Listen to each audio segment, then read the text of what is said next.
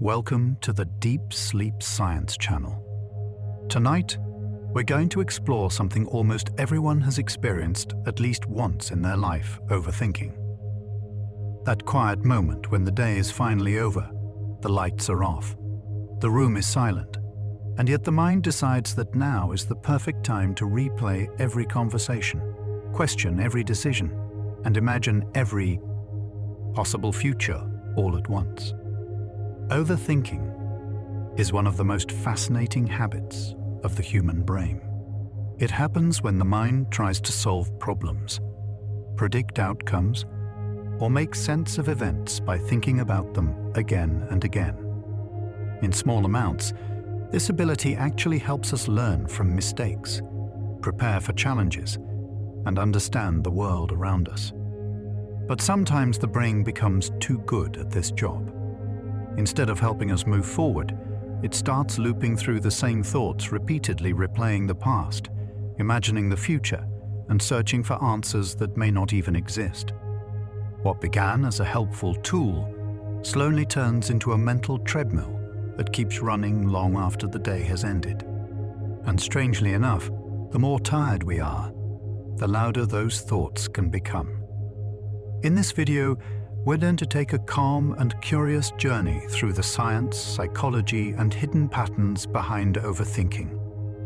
We'll explore how the brain creates worry, why certain thoughts repeat themselves, how stress and sleep interact with the mind, and why our thoughts sometimes feel so difficult to switch off at night. Along the way, you'll discover hundreds of fascinating facts about how the mind works, from the brain's natural threat detection systems to the strange ways memory, attention, and imagination interact while we rest. The goal isn't to fight your thoughts tonight. Instead, we're simply going to observe them, understand them, and slowly let the mind relax as we learn more about the strange and remarkable machine inside our heads. So dim the lights, get comfortable. Let the noise of the day fade away, and together, let's explore the most relaxing facts about overthinking. If you enjoy slow, calming journeys through science and the mysteries of the mind, make sure to like the video and subscribe for more relaxing facts designed to help you unwind, learn something new, and gently drift towards sleep. One of the clearest things research shows is that overthinking is both mental and biological at the same time. It is not only a stream of thoughts floating through the mind. It also involves the body, the stress system, sleep, attention, and emotion, all moving together in a connected loop. That means overthinking is not just in your head in a casual sense. It is something the whole system can feel. When researchers step back and look at the full picture, they tend to describe overthinking as an interaction among attention, emotion, stress physiology, sleep, and coping habits. In other words, it is rarely caused by one single thing. A person may be tired, tense, uncertain, self-focused, and stuck in a habit of mental replay all at once. These layers can overlap and strengthen one another. That is part of why overthinking can feel so powerful and so hard to switch off. The broader lesson from the research is that overthinking is common, understandable, and often modifiable when people target the loop itself rather than arguing with every single thought inside it. That is an important distinction. The mind may produce hundreds of worries, questions, and imagined scenarios, but the deeper pattern is the repetition, the stickiness, and the way the loop keeps renewing itself. When the loop changes, many individual thoughts lose some of their grip. This is why treatment often focuses on the process of overthinking, not just the content. Overthinking is often less about having too many thoughts, and more about having too little freedom from the same thoughts. A busy mind is not always a distressed mind. People can think deeply, creatively, and continuously, without suffering. What makes overthinking different is that the mind keeps returning to the same material, often without new insight, real progress, or relief. The problem is not simply quantity. It is the loss of flexibility. Repetitive negative thinking is considered transdiagnostic, which means it appears across multiple mental health conditions rather than belonging to only one disorder. This is a very wide-reaching idea in psychology. It means the same general habit of repetitive, distressing thought can show up in anxiety, depression, insomnia, obsessive-compulsive disorder, trauma-related distress, and other struggles. The topics may differ, but the looping style of thinking can be strikingly similar. That makes overthinking a broad human pattern rather than a narrow symptom of only one problem. Researchers often use the wider term perseverative cognition to group worry and rumination together, because both can keep the mind locked onto a stressor even when the stressor is no longer happening in front of the person. This is a powerful concept. A difficult conversation may be over, the deadline may still be days away, or the danger may exist only in imagination, yet the body and mind can remain engaged as if the situation is still active. The stressor is no longer present in the room, but it is still present in the nervous system. That helps explain why mental loops can feel so real.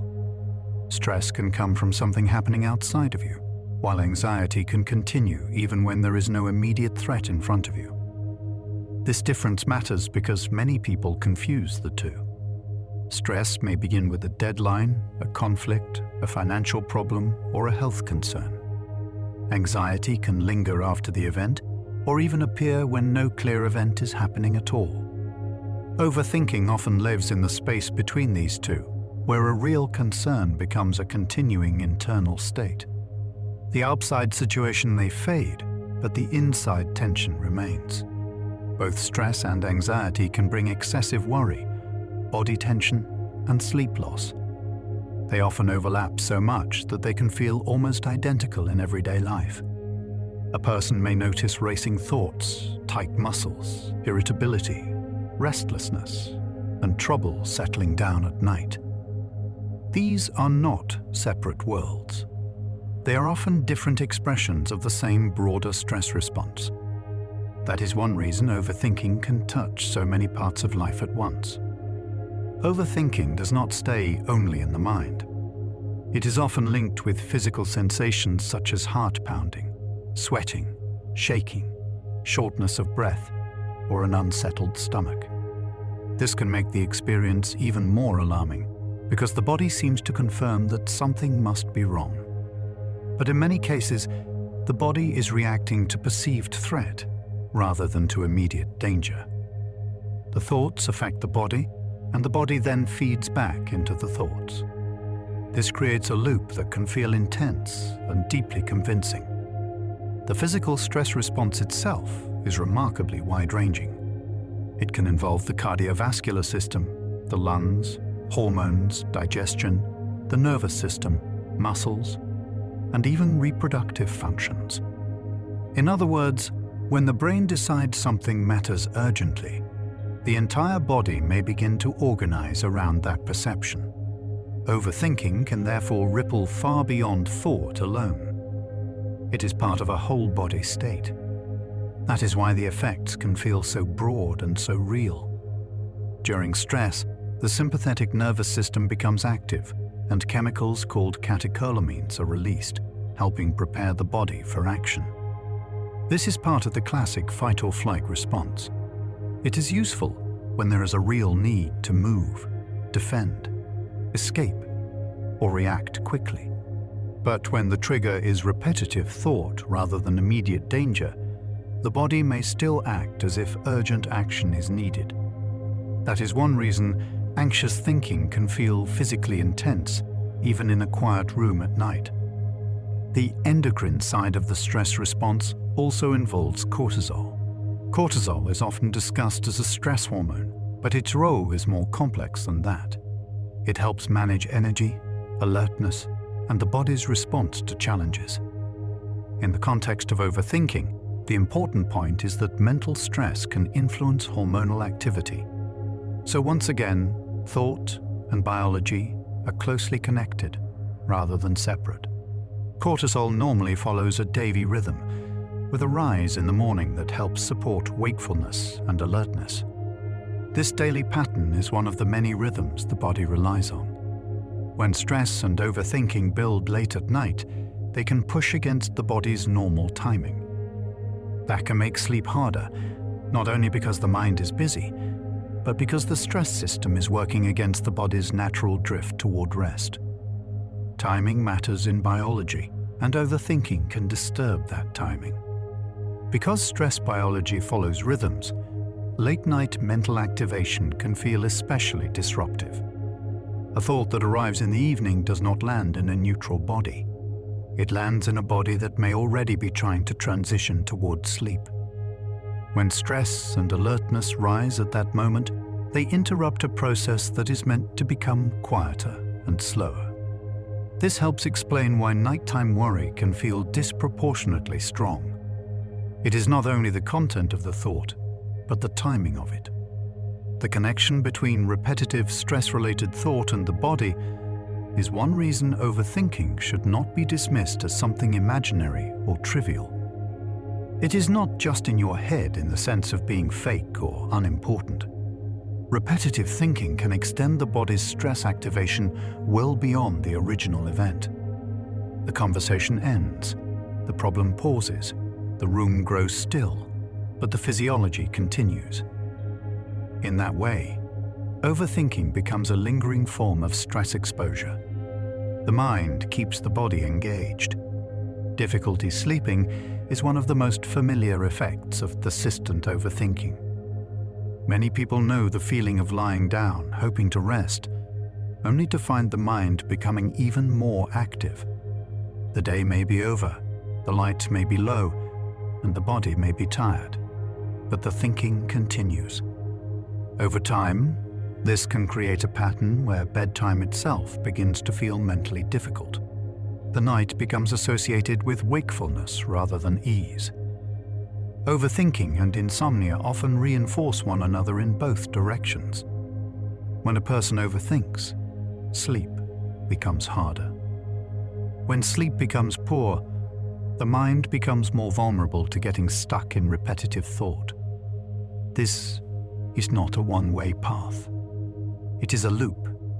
That is one reason a single bad night can sometimes lead into a more difficult day, which then leads into another difficult night.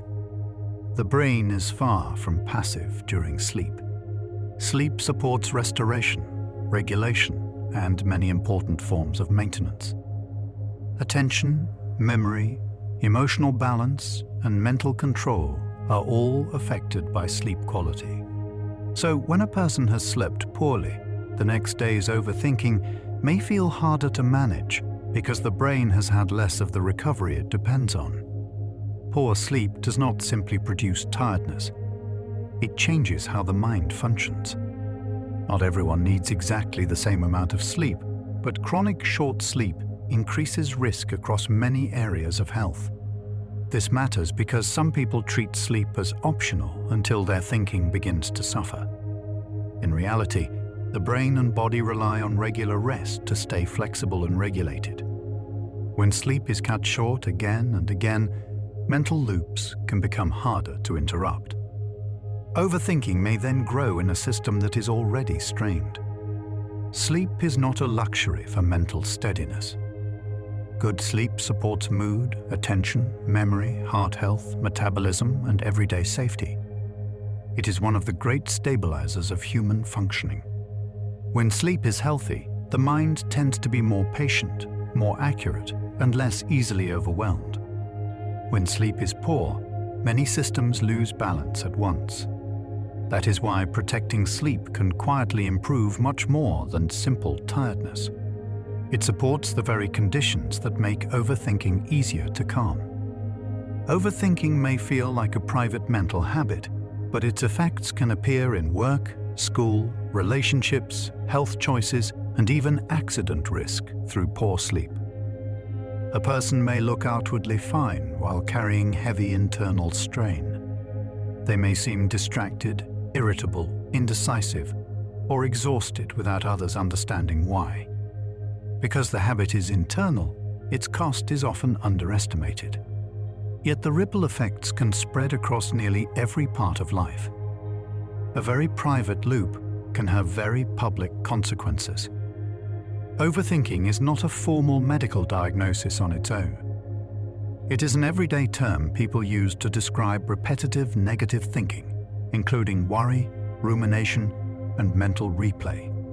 That makes it a familiar word rather than a technical label. Still, the experience behind the word is very real. People often use it because it captures something they immediately recognize in their own minds. It names a pattern many people feel long before they learn the clinical language around it. Psychologists usually distinguish worry from rumination by time direction. Worry tends to point forward, toward things that might happen, while rumination more often circles back toward pain, mistakes, loss, or things that already happened. This distinction is simple but useful. A mind asking, "What if?" is often in worry. A mind asking, "Why did that happen?" again and again is often ruminating. Both can keep a person awake, but they often face in different time directions. Rumination is often defined as excessive, repetitive thinking that interferes with other mental activity. That last part is especially important. It is not just that the mind returns to something upsetting. It is that the return is strong enough to interrupt focus, rest, decision-making, or engagement with the present. Rumination occupies mental space that might otherwise be available for work, conversation, or recovery. It is repetitive thought that begins to crowd out other forms of thinking. Anxiety, by contrast, is usually described as a future-oriented state involving worried thoughts and bodily tension. This helps separate it from ordinary reflection or sadness. Anxiety is often not only cognitive but physical. The person may feel keyed up, restless, tight, watchful, or unable to settle. The mind looks ahead for threat, and the body seems to prepare for it. That future-facing tension is one of anxiety's most recognizable patterns. A person can overthink without meeting the criteria for an anxiety disorder, and a person can have an anxiety disorder that goes far beyond ordinary overthinking. This is important because people sometimes flatten everything into one category. Everyday overthinking exists on a spectrum with more serious and impairing conditions, but they are not identical. A person may struggle with repetitive thoughts in a common, non-clinical way. Another person may experience symptoms that are broader, more intense, and more disruptive. The human brain naturally simulates possibilities, replays social events, and anticipates threats. In that sense, overthinking often exaggerates normal mental functions rather than appearing from nowhere. The mind is built to predict, compare, remember, and prepare. These are useful abilities. But when they become repetitive, emotionally charged, and hard to stop, a helpful system can turn into a tiring one. Overthinking is often a normal ability pushed too far. Executive functions help the brain hold ideas in mind, stay focused, resist impulses, and shift attention when needed. When these systems are strained or less effective, repetitive thought may loop more easily. This does not mean a person is weak or careless.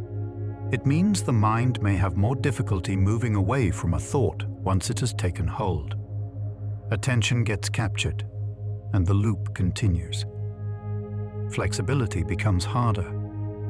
One reason overthinking feels so exhausting is that it can prolong the body's stress response beyond the original event. The stressful thing may have lasted minutes, but the thinking can stretch it into hours. In that way, the mind can keep reopening the same alarm. The body responds again and again, even though nothing new is happening. This is one reason mental fatigue can feel so heavy after long periods of repetitive thought. Overthinking often feels productive to the person doing it, even when it is not actually solving anything. It can create the sense that one is working hard, being careful, staying responsible, or trying to prevent mistakes. That feeling can be very persuasive. But activity is not the same as progress. A mind can be very busy while remaining completely stuck. This false sense of productivity is part of what keeps the loop going. Problem solving usually moves toward a practical step or a clearer decision.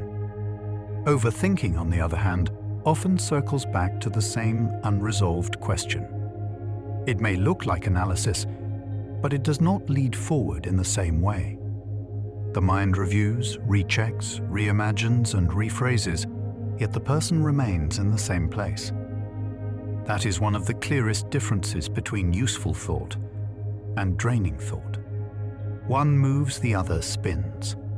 Rumination often takes the form of asking why something happened over and over, without reaching a truly new answer. A person may revisit the same event from slightly different angles, hoping that one more pass will finally bring relief or understanding. But often the loop produces more emotional weight rather than more clarity. The question remains active, but the insight does not deepen. This is why rumination can feel so heavy and so strangely unproductive. Worry often takes the form of what if? Questions about events that have not happened yet. These questions can sound responsible, careful, and even intelligent. But when they multiply endlessly, they stop helping and start overwhelming. Every possible future opens into another possible future. The mind keeps scanning ahead, trying to outthink uncertainty. In the end, it often creates more fear than preparedness.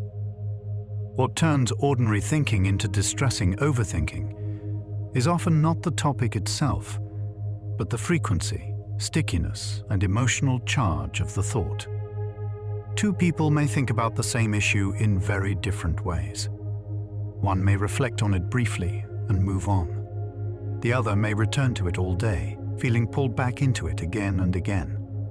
The difference often lies not in what is being thought, but in how the thought behaves in the mind. Overthinking can interfere with concentration because worry competes with attention. Attention is limited. While a large part of it is occupied by internal concerns, less remains available for the task in front of you. This is why people who overthink often describe reading the same line twice, forgetting what they were doing, or struggling to stay present in conversation. The mind is not empty. It is overcrowded. Difficulty concentrating is common enough in generalized anxiety that it forms part of the symptom picture used in diagnosis. That tells us something important. Concentration problems are not just a side effect people casually complain about. They are recognized as a meaningful part of chronic anxiety. When worry becomes persistent, it can change how effectively the brain handles ordinary mental tasks. Focus becomes more fragile. People who overthink often feel mentally tired, even when they have done very little physical work. This can be confusing because the exhaustion feels real despite the absence of obvious exertion. But sustained internal effort is still effort.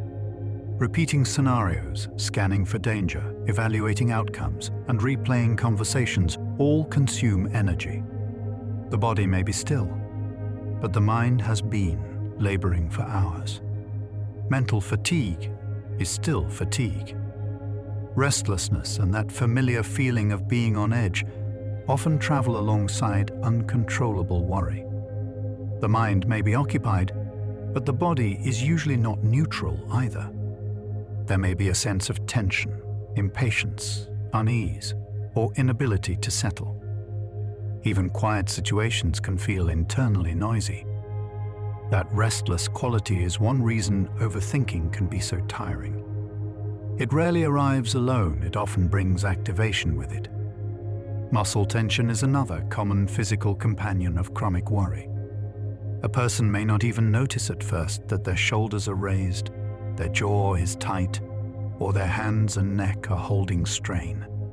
Over time, this background tension can become so familiar that it feels normal. Yet it is part of the body's ongoing response to perceived threat. The mind loops, and the muscles quietly brace. Bedtime is such a common moment for overthinking because the usual distractions of the day begin to fade. The room grows quieter, the tasks end, the messages stop, and attention naturally turns inward. For some people, this calm feels peaceful. For others, it creates space for the mind to become louder. Without external anchors, internal content becomes easier to notice. Night reveals what daytime busyness may have covered. Clock watching can make nighttime overthinking even worse because it turns sleep into something monitored and measured. Instead of resting, the person begins tracking failure. They look at the time, calculate how many hours remain, and feel pressure mounting. The bed becomes a place of performance evaluation. In that state, each passing minute can feel like evidence of something going wrong. Monitoring replaces drifting. Worrying specifically about not sleeping can become its own self-reinforcing loop. The person is no longer only awake. They are now anxious about being awake. That second layer adds pressure, frustration, and urgency. As a result, the mind becomes even more alert. The fear of sleeplessness can therefore become one of the engines that keeps sleeplessness going. It is a loop built around sleep itself. Paradoxical intention is a sleep strategy in which a person tries, gently and passively, to remain awake instead of forcing sleep. This sounds strange at first, but its logic is simple. It reduces the pressure to perform sleep successfully. When the struggle falls away, the body sometimes finds it easier to do what it was already trying to do naturally. In this way, easing effort can sometimes be more effective than increasing it. People who ruminate more tend to report worse subjective sleep in insomnia research. This does not mean rumination is the only cause of sleep trouble, but it shows a strong relationship between mental replay and poor rest. When the mind repeatedly reopens concerns, sleep can become lighter, more delayed, or less refreshing. The person may sleep for some hours, yet still wake feeling mentally burdened. The night does not fully relieve the day. Worry and rumination are related in insomnia research, but they are not simply the same thing with different names. Worry is often more future-oriented, while rumination often leans toward the past. Both can disturb sleep, but they may do so with slightly different emotional tones. One scans ahead for danger. The other circles back through pain or regret. Understanding that difference can help explain why different people lie awake for different reasons. Poor sleep can make intrusive thoughts more likely, partly because mental control and rational appraisal become harder when a person is tired. When the brain is exhausted, it becomes less able to redirect attention, question exaggerated fears, or let passing thoughts pass. This does not mean tiredness creates every troubling thought, but it can make the mind more vulnerable to becoming hooked by them. Fatigue weakens mental steadiness. Insufficient sleep impairs attention, memory, and other forms of cognitive functioning. These are the very skills that help the mind stay flexible and grounded. When they are weakened, repetitive thought can gain more power. The brain becomes less efficient at moving on, reassessing, and holding perspective. That is why sleep deprivation does not merely add tiredness on top of overthinking. It changes the conditions that allow overthinking to spread. Adults are generally advised to get at least 7 hours of sleep per night on a regular basis. This recommendation is not about perfection. It is about giving the brain and body enough time for the essential work of restoration.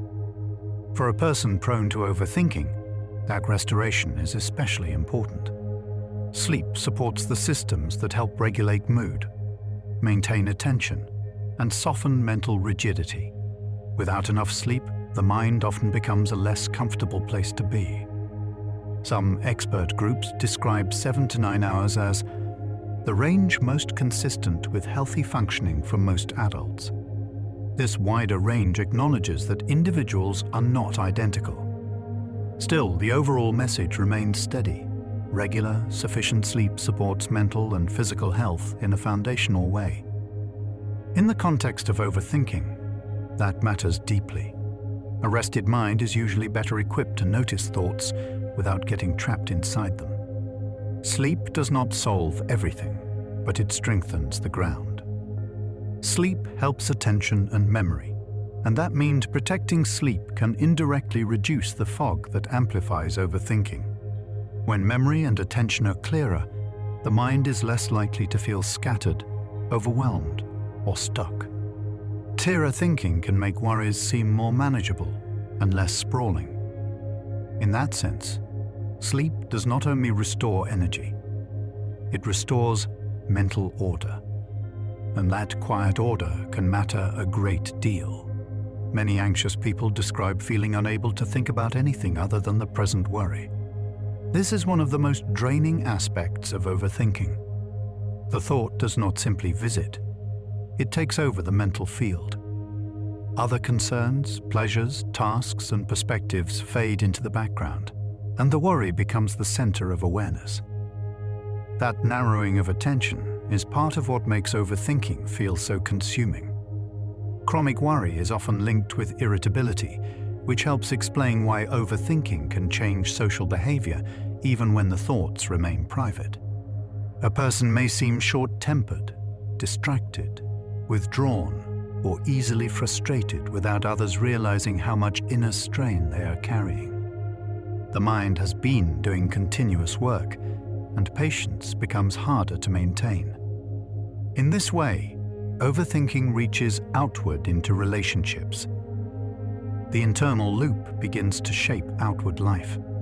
Low mood and depression often overlap with habitual rumination.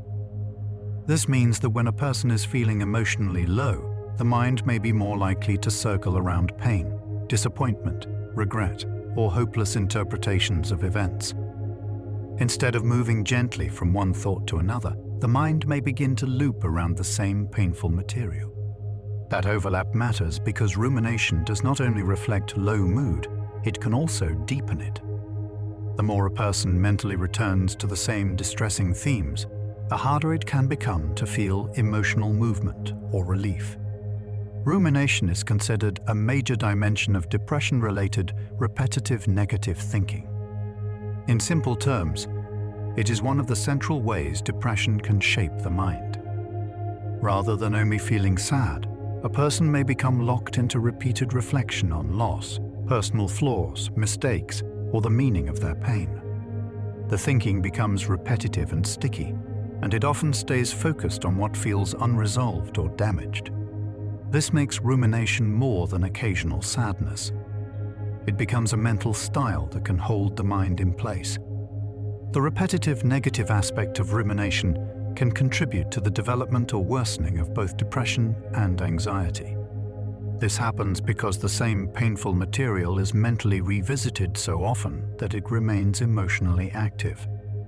The person is not simply remembering something unpleasant once. They are repeatedly exposing themselves to the same distressing thoughts, often without resolution. Over time, this can strengthen negative mood, increase tension, and make the future feel darker as well. A loop of thought can become a loop of emotion. People experiencing self-loathing often report rumination among their symptoms, which shows how self-evaluative overthinking can become emotionally corrosive. The mind may keep returning to personal flaws, past failures, or harsh judgments about identity and worth. Instead of simply reviewing what happened, it reviews what that event supposedly says about the self. That makes the process especially painful because the thought is no longer only about an event. It becomes a repeated attack on the person's view of themselves. Trauma can lead to continual thinking about what happened, along with trouble concentrating and sleeping. After a frightening experience, the mind may keep returning to the event because it has not yet fully processed it as something finished and safe in the past. This can make the person feel mentally pulled back into the experience, even when they are physically elsewhere. Their focus may be disrupted, their rest may be disturbed, and their nervous system may remain alert. Trauma-related overthinking often carries a different weight because the original event was deeply threatening. After frightening events, repeated mental replay can be part of a normal early reaction. But persistence and impairment are what matter clinically. In other words, it is not unusual for the mind to revisit a distressing experience soon after it happens. The brain is trying to understand what occurred, what it meant, and how to stay safe. But when that replay continues for long periods, disrupts daily life, or causes strong ongoing distress, it becomes more than a temporary reaction. The duration and impact help determine when it becomes a more serious concern. OCD involves obsessions, compulsions, or both, and obsessions are recurrent, unwanted thoughts, urges, or mental images that create anxiety. This means the overthinking associated with OCD is often not just general worry. It can feel intrusive, repetitive, and deeply difficult to dismiss. The thoughts may arrive against the person's wishes and continue returning, even when they do not want them. This creates a strong sense of mental invasion. The person is not choosing the content calmly, they are often struggling against it. OCD-related overthinking is usually more intrusive, repetitive, and time-consuming than ordinary worry. Many people worry, but OCD can pull the mind into a much more relentless pattern. The same fear, doubt, image, or question may return over and over, often with a sense of urgency that feels impossible to ignore. The person may know the pattern is excessive and still feel unable to stop engaging with it. That is part of what makes OCD so exhausting. It turns thought into a persistent demand for mental attention.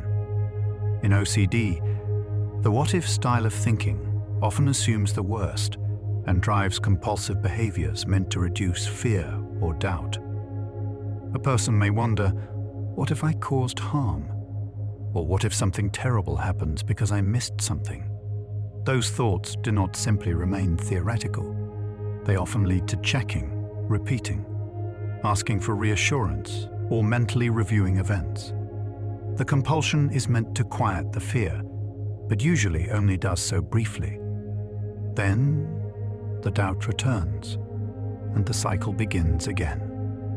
Social anxiety disorder often centers on fears of being judged, embarrassed, or closely watched by others, which can fuel long mental rehearsals before and after social situations.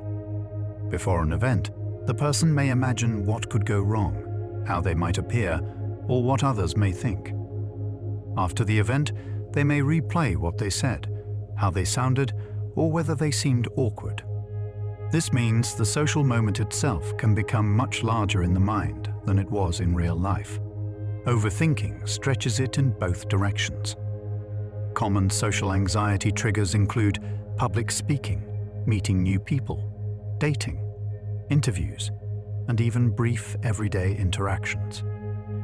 What these situations share is uncertainty about evaluation. The person may feel that they are being watched, measured, or silently judged. Because of that, even ordinary moments can become mentally loaded. A short conversation or a simple introduction can echo in the mind long afterward. The fear is not always the event itself, but the possibility of how one might be seen during it. The overthinking scene in social anxiety is often evaluative, focusing on how one appeared to other people. Instead of only thinking about what happened, the mind keeps examining performance. Did I sound strange? Did I say too much? Did they notice I was nervous? This kind of thinking turns the self into an object under inspection. The person becomes both participant and critic, living the moment and judging it at the same time. That double awareness can be very tiring. Generalized anxiety disorder involves excessive worry that is difficult to control on most days for at least 6 months. This is one of the conditions where overthinking becomes clearly clinical in scale. The worry is not limited to one narrow topic. It often spreads across several areas of life, such as health, family, work, money, or everyday responsibilities.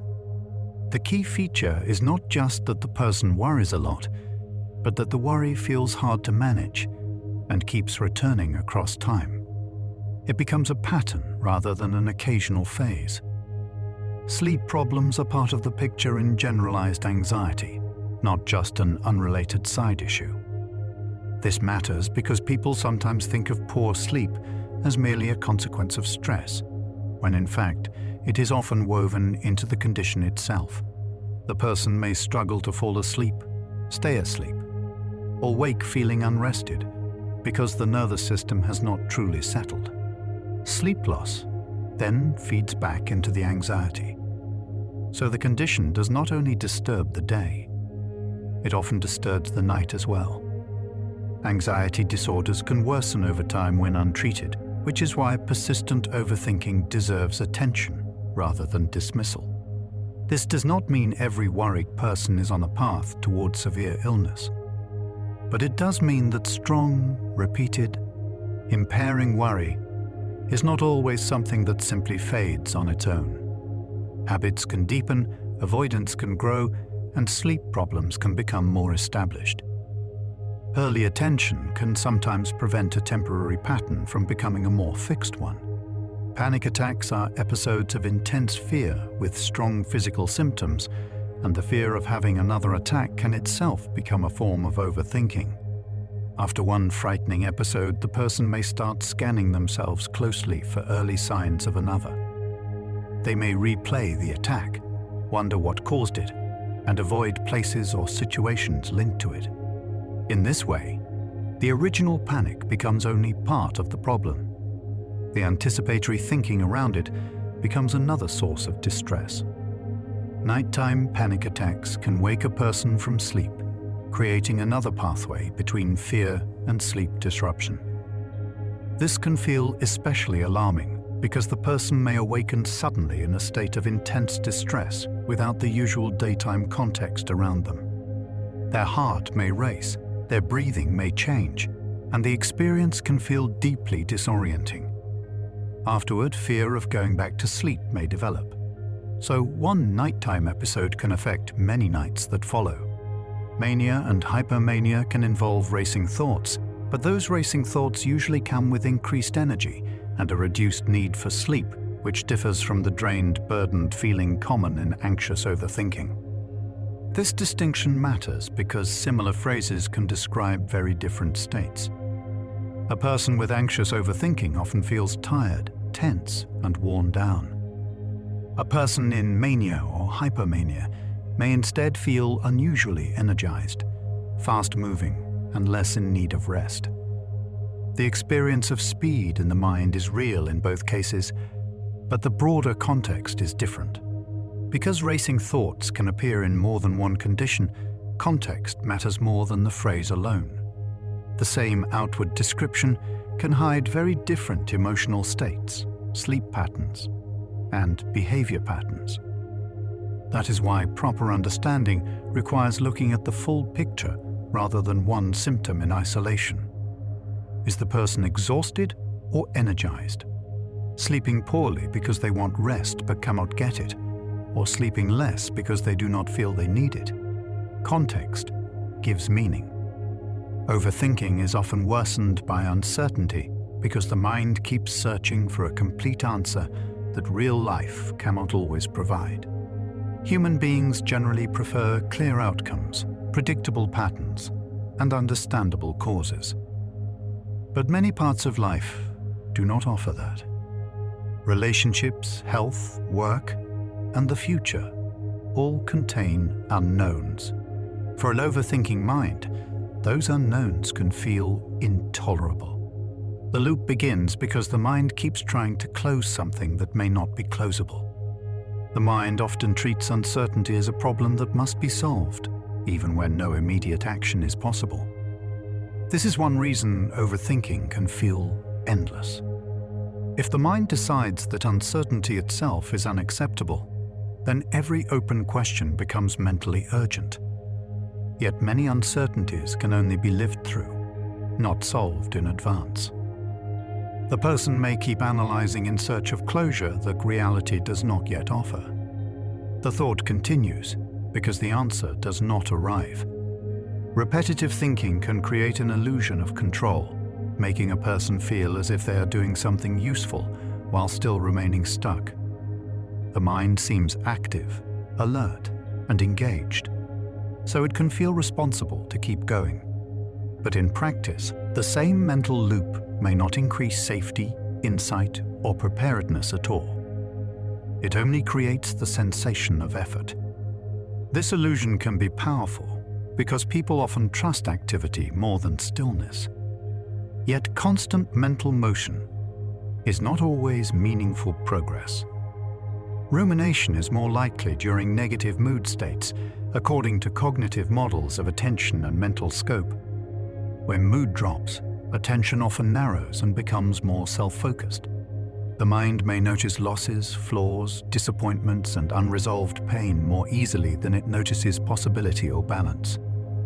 This does not mean sadness causes rumination automatically, but it can make the mental ground more fertile for it. A low mood can create the conditions in which repetitive thought grows more easily. Attentional control appears to matter because difficulty shifting or focusing attention may increase vulnerability to rumination. If the mind struggles to disengage from one idea and redirect towards something else, a distressing thought can hold the spotlight for much longer. This is one reason repetitive thought is not simply about emotional weakness. It also involves how attention functions. The ability to move attention is part of mental flexibility, and when that flexibility is reduced, loops become easier to maintain.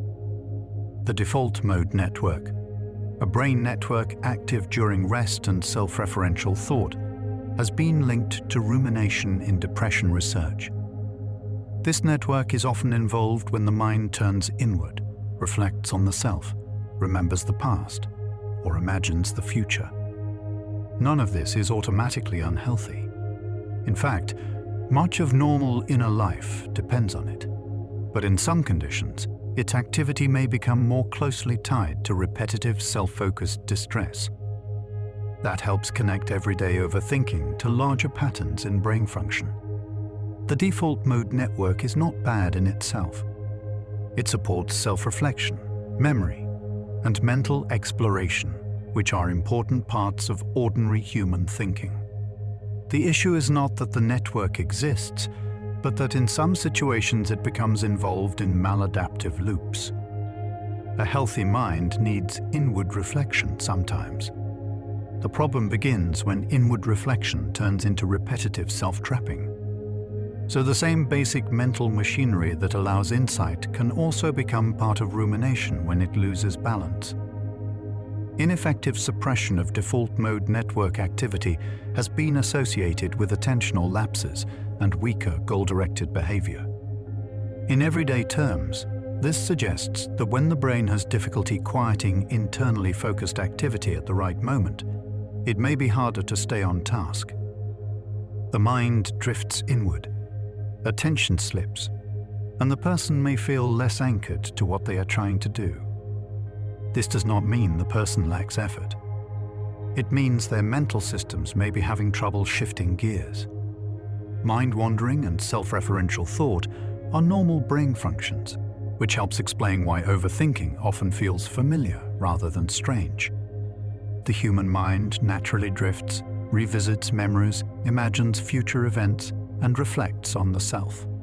In moderation, that is part of ordinary consciousness. Overthinking often grows out of these same normal processes. That is why it can be difficult to spot at first. It does not arrive as something completely foreign. It often feels like a very ordinary ability that has quietly become too dominant.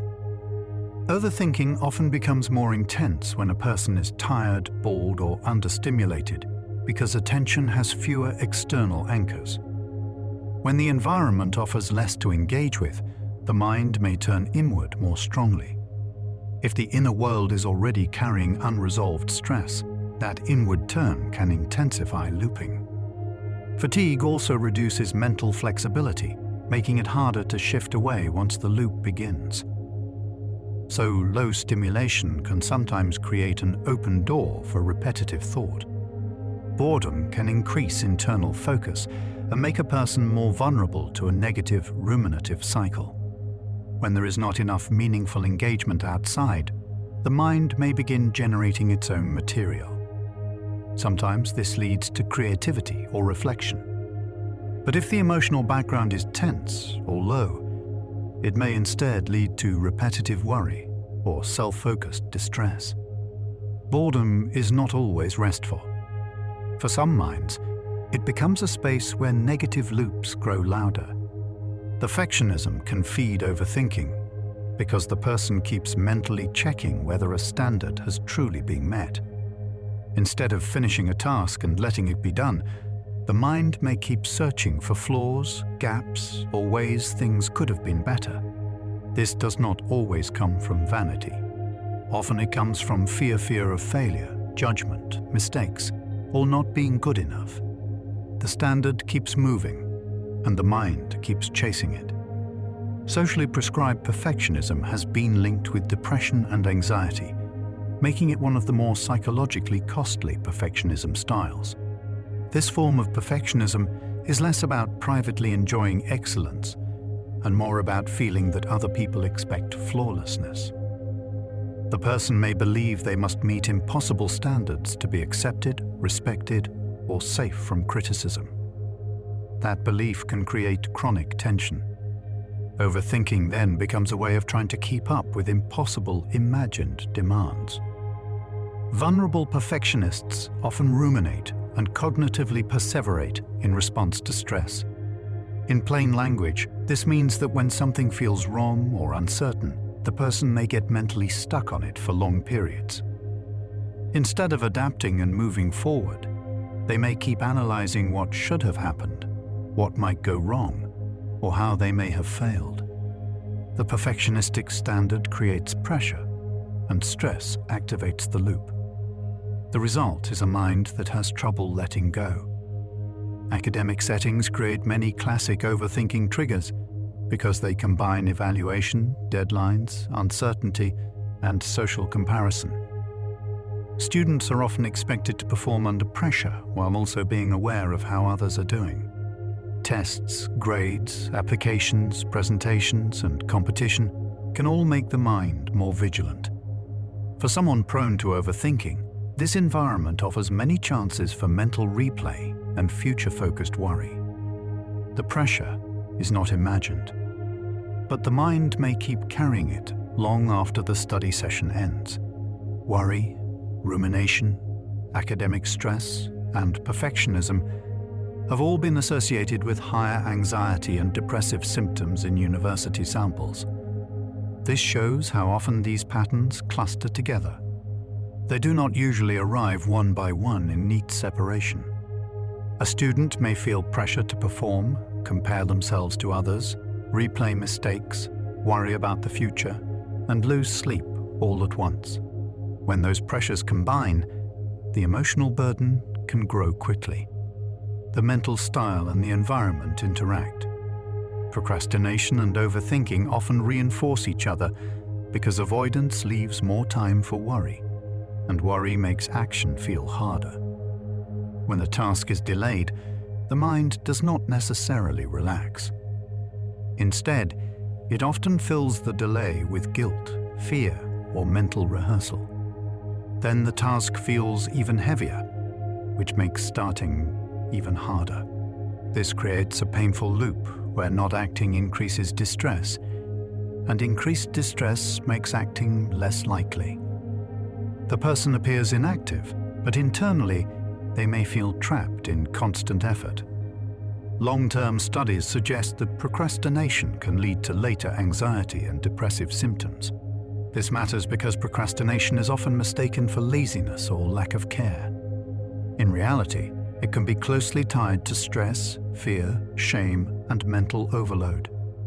Delaying action may provide a brief sense of escape, but over time it can increase pressure and emotional cost. What begins as avoidance can slowly become a source of broader psychological strain. Some research suggests shame is more closely tied to rumination-based procrastination than guilt. That difference is subtle but important. Guilt tends to focus on a behavior something a person did or failed to do. Shame tends to feel more global, as if the problem reflects the whole self. When procrastination becomes connected to shame, the person may ruminate not only about the task, but about what the delay means about them as a person. That makes the loop more painful and harder to interrupt. Bedtime procrastination is a special form of delay in which a person puts off sleep, even though they know it will hurt them the next day. This is not simply staying up because one is not tired. It often involves knowingly sacrificing sleep despite wanting its benefits. The person may scroll, watch, linger, or delay going to bed while feeling a quiet awareness that tomorrow will be harder. This makes bedtime procrastination a revealing example of how emotion and habit can work against long-term well-being. Rumination has been identified as one pathway linking bedtime procrastination with poorer sleep quality in some studies. In other words, delaying bedtime does not only shorten sleep, it may also create more room for repetitive thinking. The later the person stays up, the more tired and mentally vulnerable they may become, and the more likely they may be to drift into loops. This means the delay and the overthinking can strengthen one another. The night becomes both shorter and mentally heavier. Revenge bedtime procrastination refers to staying up late to reclaim personal time, not because the body is ready for wakefulness. This idea points to an emotional motive rather than a purely biological one. A person may feel that the day gave them too little freedom, too many responsibilities, or too little time that felt like their own. So the night becomes a quiet protest. They stay awake not because it is healthy, but because it feels like a small act of control. The logic of revenge bedtime procrastination shows that some sleep loss is driven by emotion and autonomy, not just by the body's sleep signals. It reveals that behavior around sleep is often psychological as well as biological. People do not always stay up because they are energized. Sometimes they stay up because the late hours feel like the only unclaimed part of the day. This can create a sad trade, a little more freedom tonight in exchange for more exhaustion tomorrow. Social media can intensify catastrophic thinking because emotionally vivid or alarming examples can feel more common than they really are. The mind is strongly affected by what feels dramatic, immediate, and memorable. When the feed is filled with extreme stories, urgent warnings, or emotional reactions, the brain can begin to treat rare outcomes as if they are likely. This does not require conscious belief. Repetition alone can shape emotional expectation.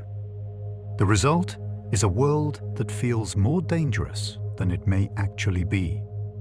Many platforms reward shocking or worst-case content, which gives the overthinking mind endless material to work with. Content that surprises, frightens, or outrages people tends to capture more attention. But the mind of an anxious or ruminative person is especially likely to hold on to that material. It may replay it, compare it to personal life, or imagine similar outcomes. In that way, the structure of the platform and the structure of overthinking can interact. One supplies vivid content, and the other keeps it alive. Public health reviews of youth social media use describe both positive and negative mental health effects, rather than treating social media as entirely good or entirely harmful. This balanced view matters. Online life can offer connection, information, creativity, and community, but it can also bring comparison, overstimulation, distressing content, and sleep disruption. The effects are mixed and depend on many factors. For overthinking, this means the issue is not simply screen use itself, but how it affects attention, emotion, and self-focus. Social comparison is one route by which online life may trigger more self-focused worry.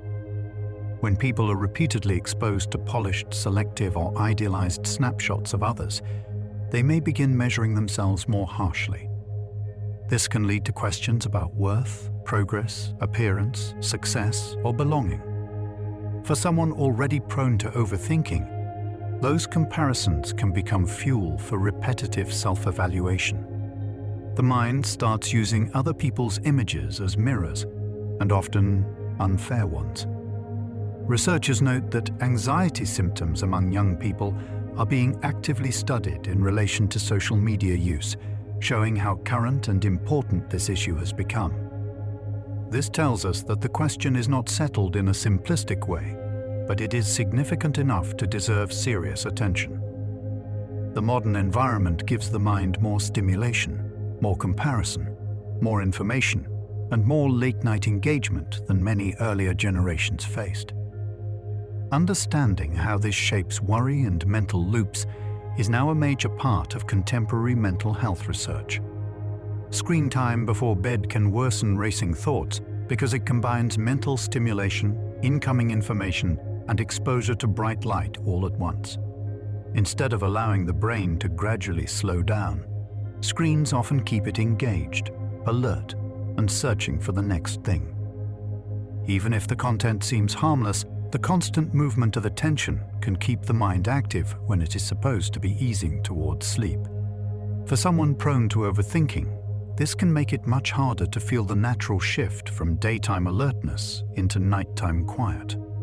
One practical recommendation from sleep experts is to create a screen-free buffer of about 30 to 60 minutes before bed.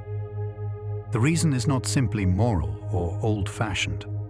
It is biological and psychological. This quiet period gives the brain a chance to reduce stimulation, step away from new input, and begin winding down. For many people, that simple gap can become a signal that the day is ending. A calmer transition often gives the mind fewer fresh things to chew on once the lights are out. Bright light from screens can delay the release of melatonin, the hormone that helps signal to the body that it is time for sleep. This means the problem is not only what a person is reading or watching. The light itself can influence the body's internal timing. If melatonin release is delayed, a person may not feel sleepy when they normally would. Then they stay awake longer, which creates more time for worry, rumination, or restless mental activity. Screen use affects sleep through several different pathways at once. Light exposure is one pathway, but it is not the only one. Screens can also keep the mind emotionally engaged, socially connected, and mentally curious, which makes it harder to settle. On top of that, time spent on a device often replaces time that might otherwise have been used for rest. So the issue is broader than brightness alone. It is the full package of stimulation, attention, and lost time.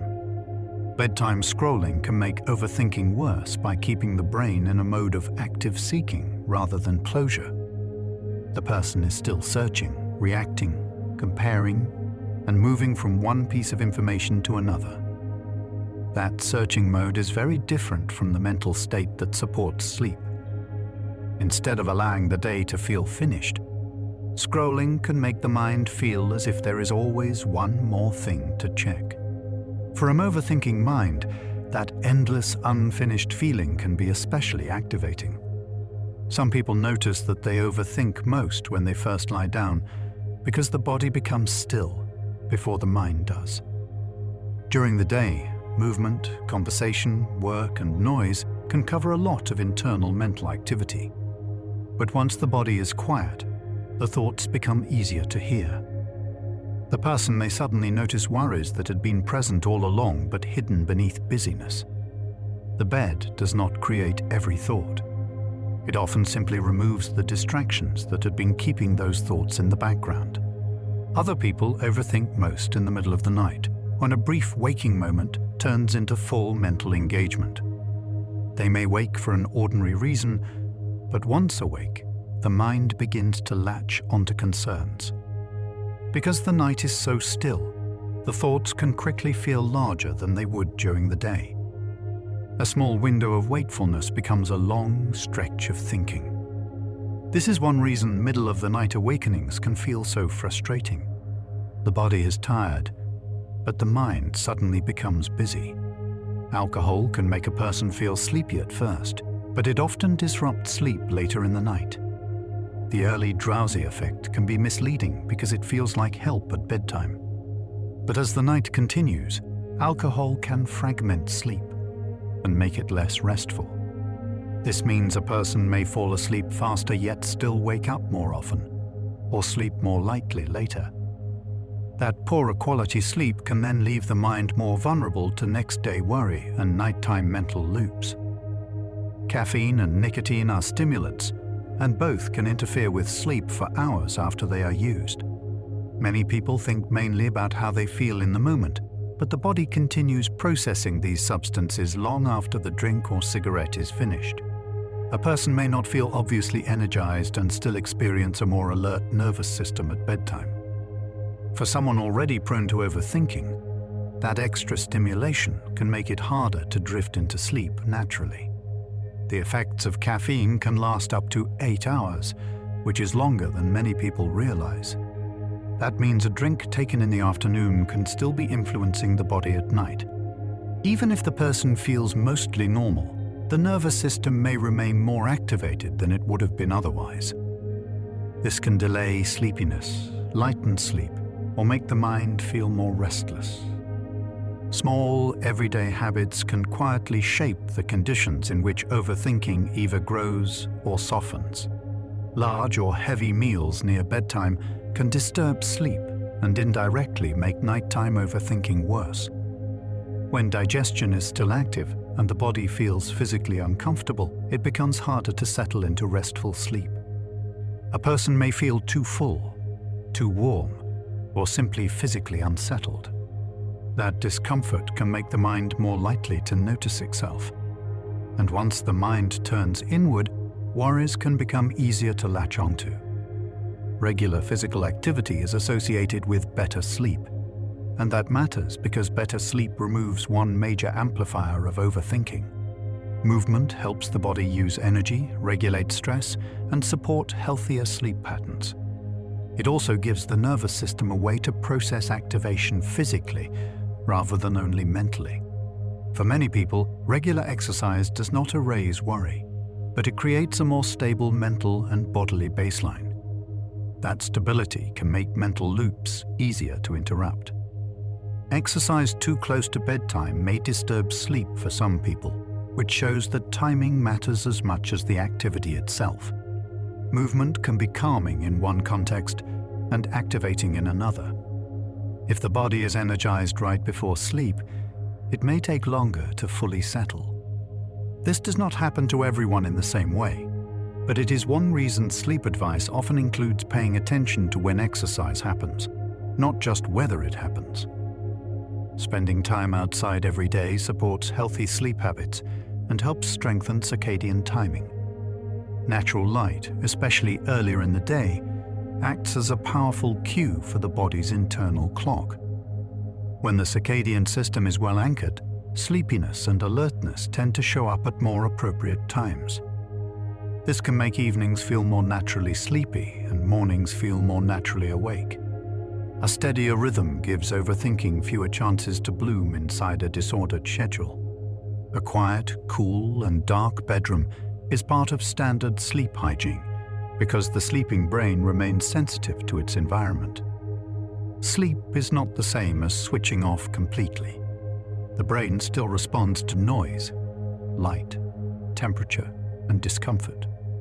If the room is disruptive, the person may sleep more lightly or wake more easily.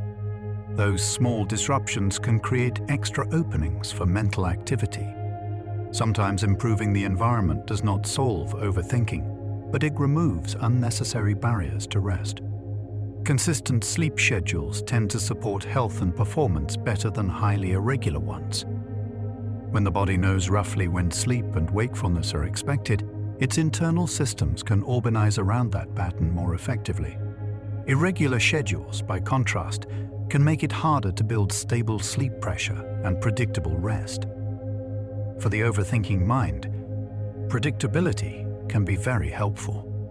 A stable rhythm creates fewer moments of internal confusion or mismatch. Irregular sleep timing has been associated with cardiovascular risk, independent of how much total sleep a person gets. This is a reminder that timing itself matters, not only quantity. The body depends on rhythms, and when those rhythms become chaotic, multiple systems can be affected. That broader health connection makes sleep regularity more important than many people assume. Overthinking may feel purely psychological, but the patterns around sleep can reach far beyond mood. Because overthinking often grows in unpredictability, regular sleep and wake times can act as a stabilizing force. Predictable routines reduce the number of decisions the brain must make and give the nervous system repeated signals about what comes next. This can make the day feel less chaotic and the night feel less uncertain.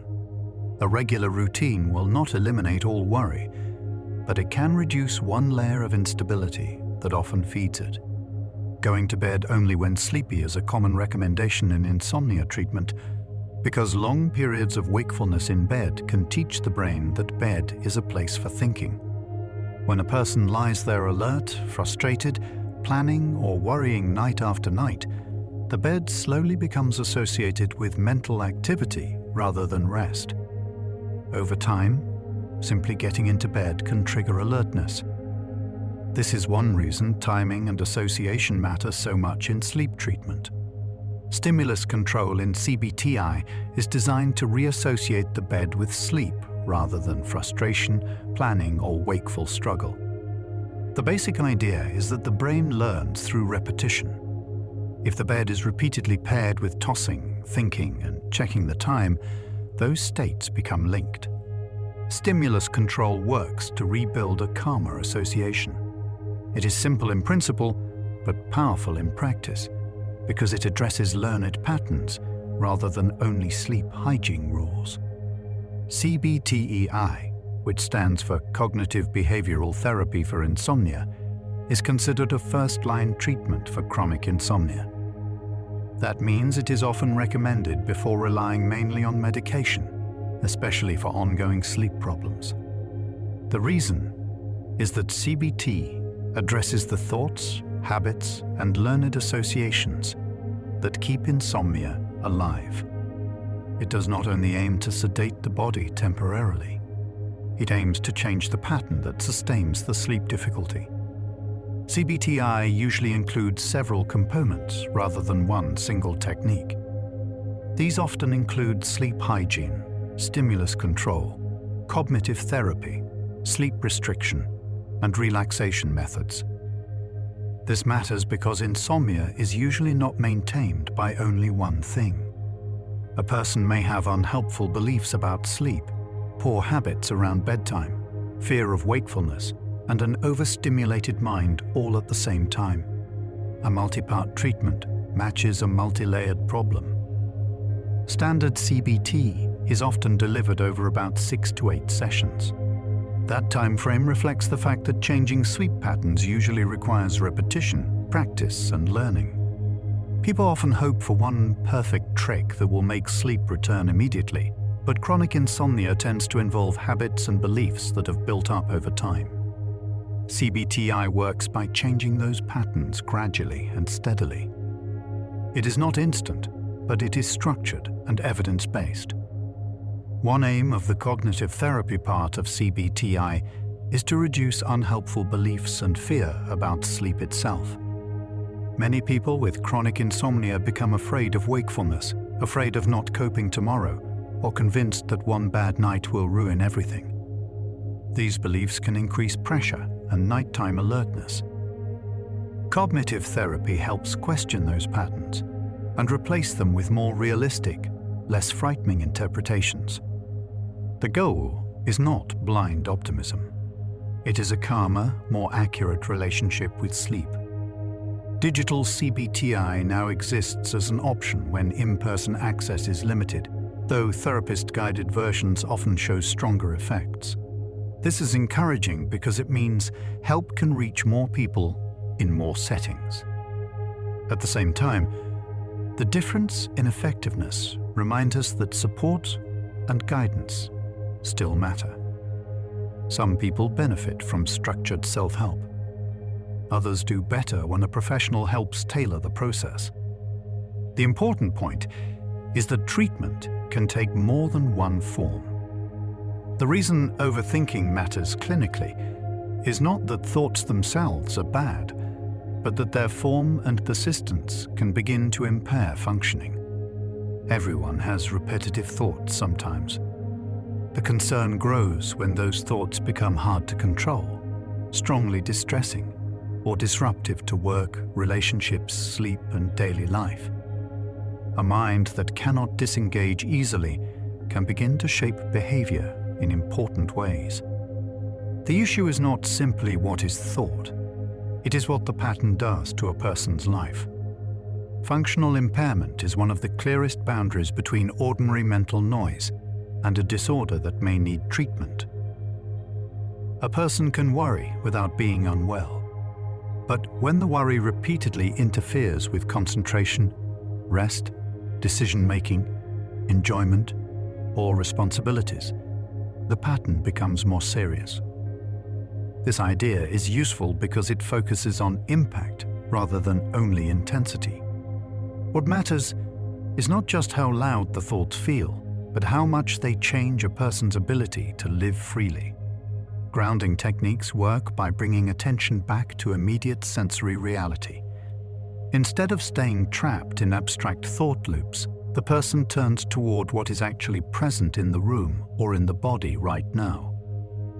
That shift can interrupt the feeling of being mentally carried away.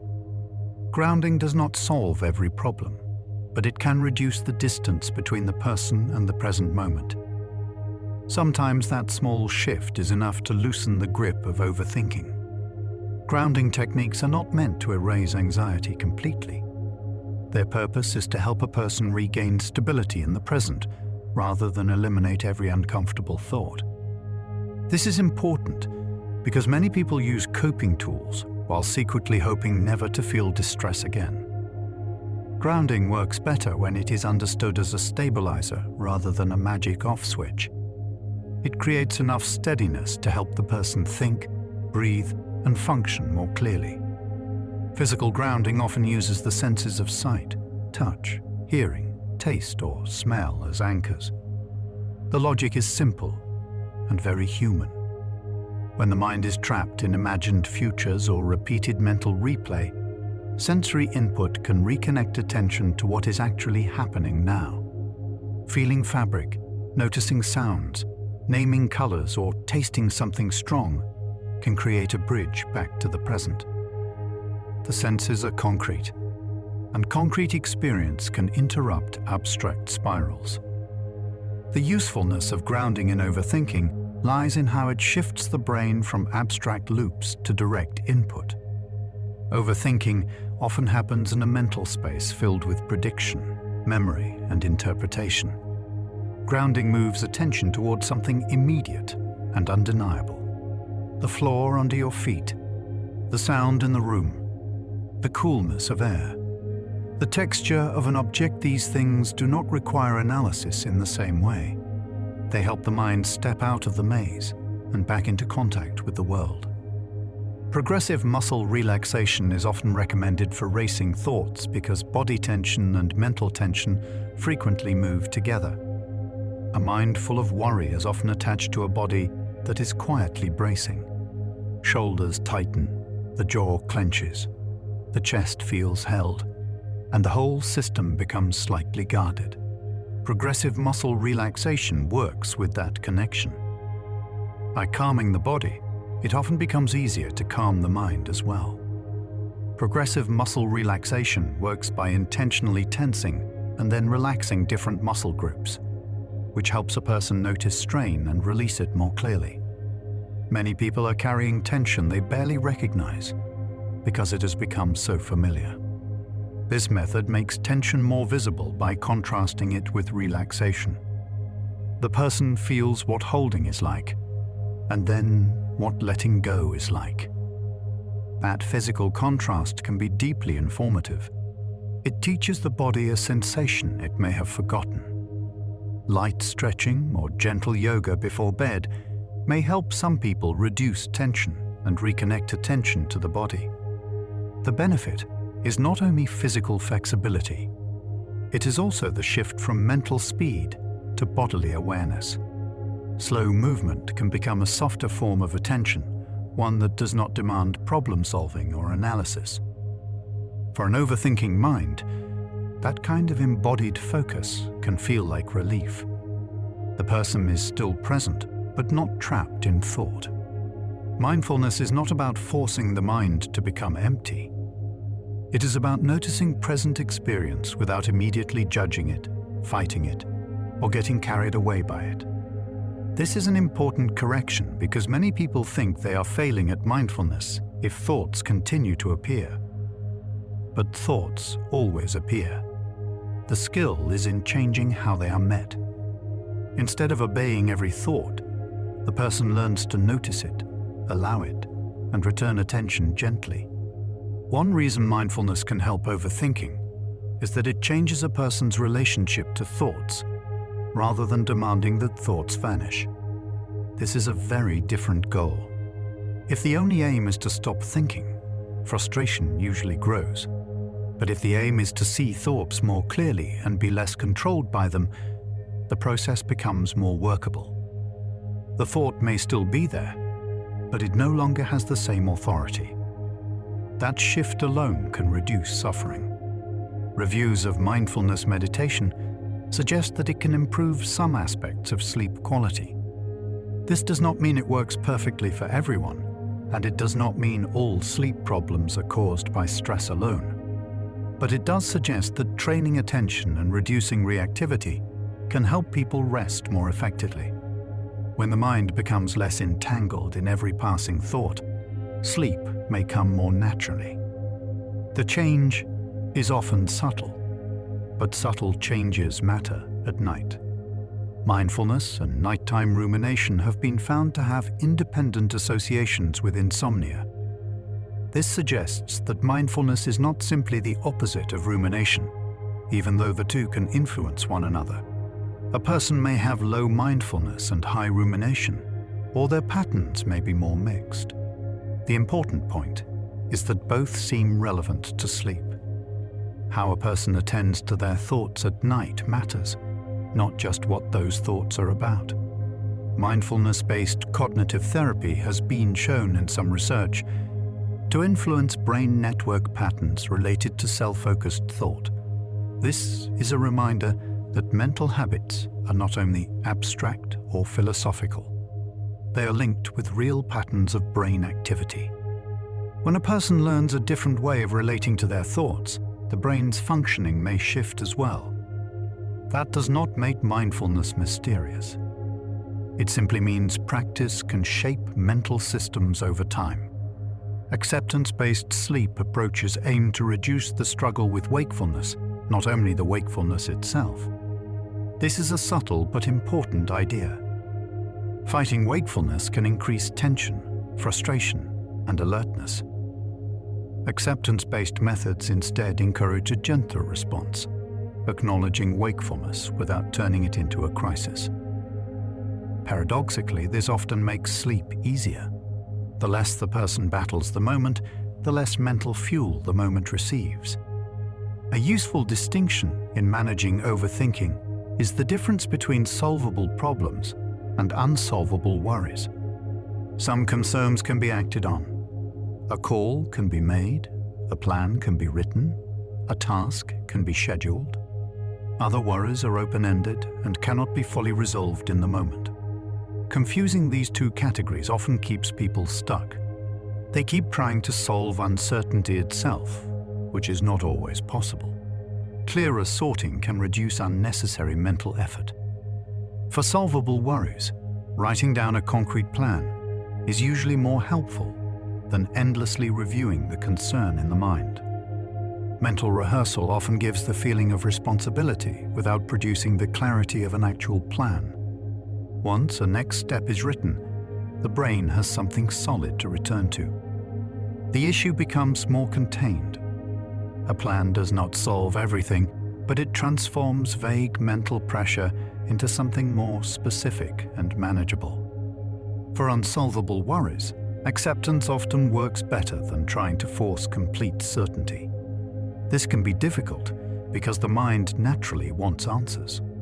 But some things cannot be known yet, controlled fully, or guaranteed in advance. Trying to think harder does not always reduce uncertainty. Sometimes it only multiplies distress.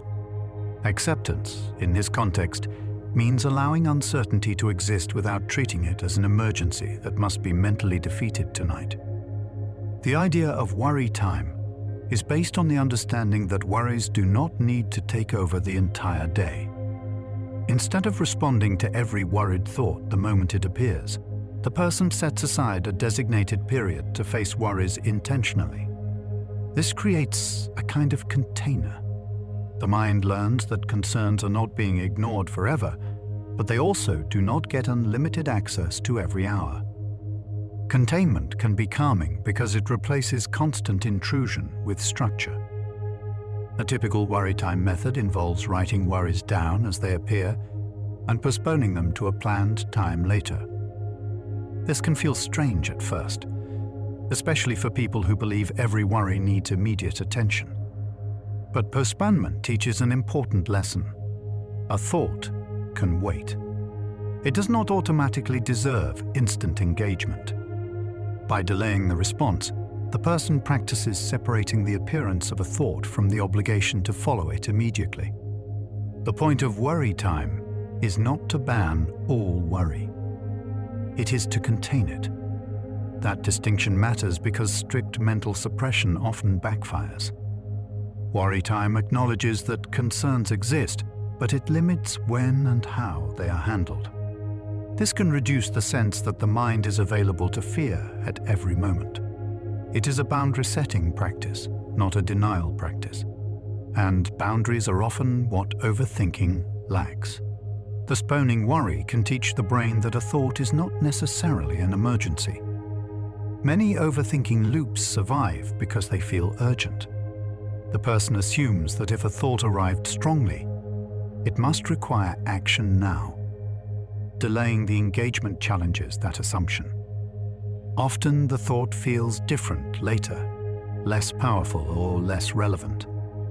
This helps retrain the mind away from automatic urgency. Writing thoughts down can reduce the burden of holding them in working memory. The brain no longer has to keep repeating the thought just to make sure it is not lost. Once the idea is outside the mind and safely recorded, some of the mental pressure can ease. This is one reason journaling or note-taking can feel relieving even before any solution appears. The mind gets permission to stop carrying the thought so tightly. Externalizing worries onto paper can also make them easier to sort into actionable and non-actionable concerns. When thoughts remain vague and swirling, they often feel equally urgent. On paper, however, differences become clearer.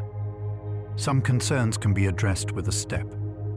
Others are uncertainties that must be tolerated. This simple act of separation can reduce overwhelm. The mind often feels calmer when it can see the shape of what it is carrying. Reality testing is a cognitive strategy that asks what evidence supports a feared prediction and how likely the worst-case scenario truly is. The point is not to mock fear or pretend bad things never happen. It is to bring the mind back into contact with probability instead of vivid imagination alone. Overthinking often makes frightening possibilities feel almost inevitable. Reality testing gently reintroduces proportion. It asks the mind to slow down and look more carefully at what is actually known. Overthinking often makes unlikely outcomes feel extremely probable because the mind repeats them so many times. When the brain imagines the same scenario again and again, the repeated mental exposure can create the feeling that the event is almost certain to happen. In reality, repetition does not change probability, but it does change perception. The more a person mentally rehearses a feared possibility, the more familiar it becomes, and the mind tends to interpret familiarity as likelihood. This is why overthinking can quietly distort risk perception. Human memory is naturally stronger for emotionally intense events, especially those involving fear, embarrassment, or danger. Because of this, the brain may recall past negative events more vividly than neutral or positive ones. When someone is prone to overthinking, this memory bias can feed the mental loop. The mind easily retrieves painful examples and uses them as evidence that similar outcomes are likely in the future. Even if those events were rare, the vivid memory makes them feel common.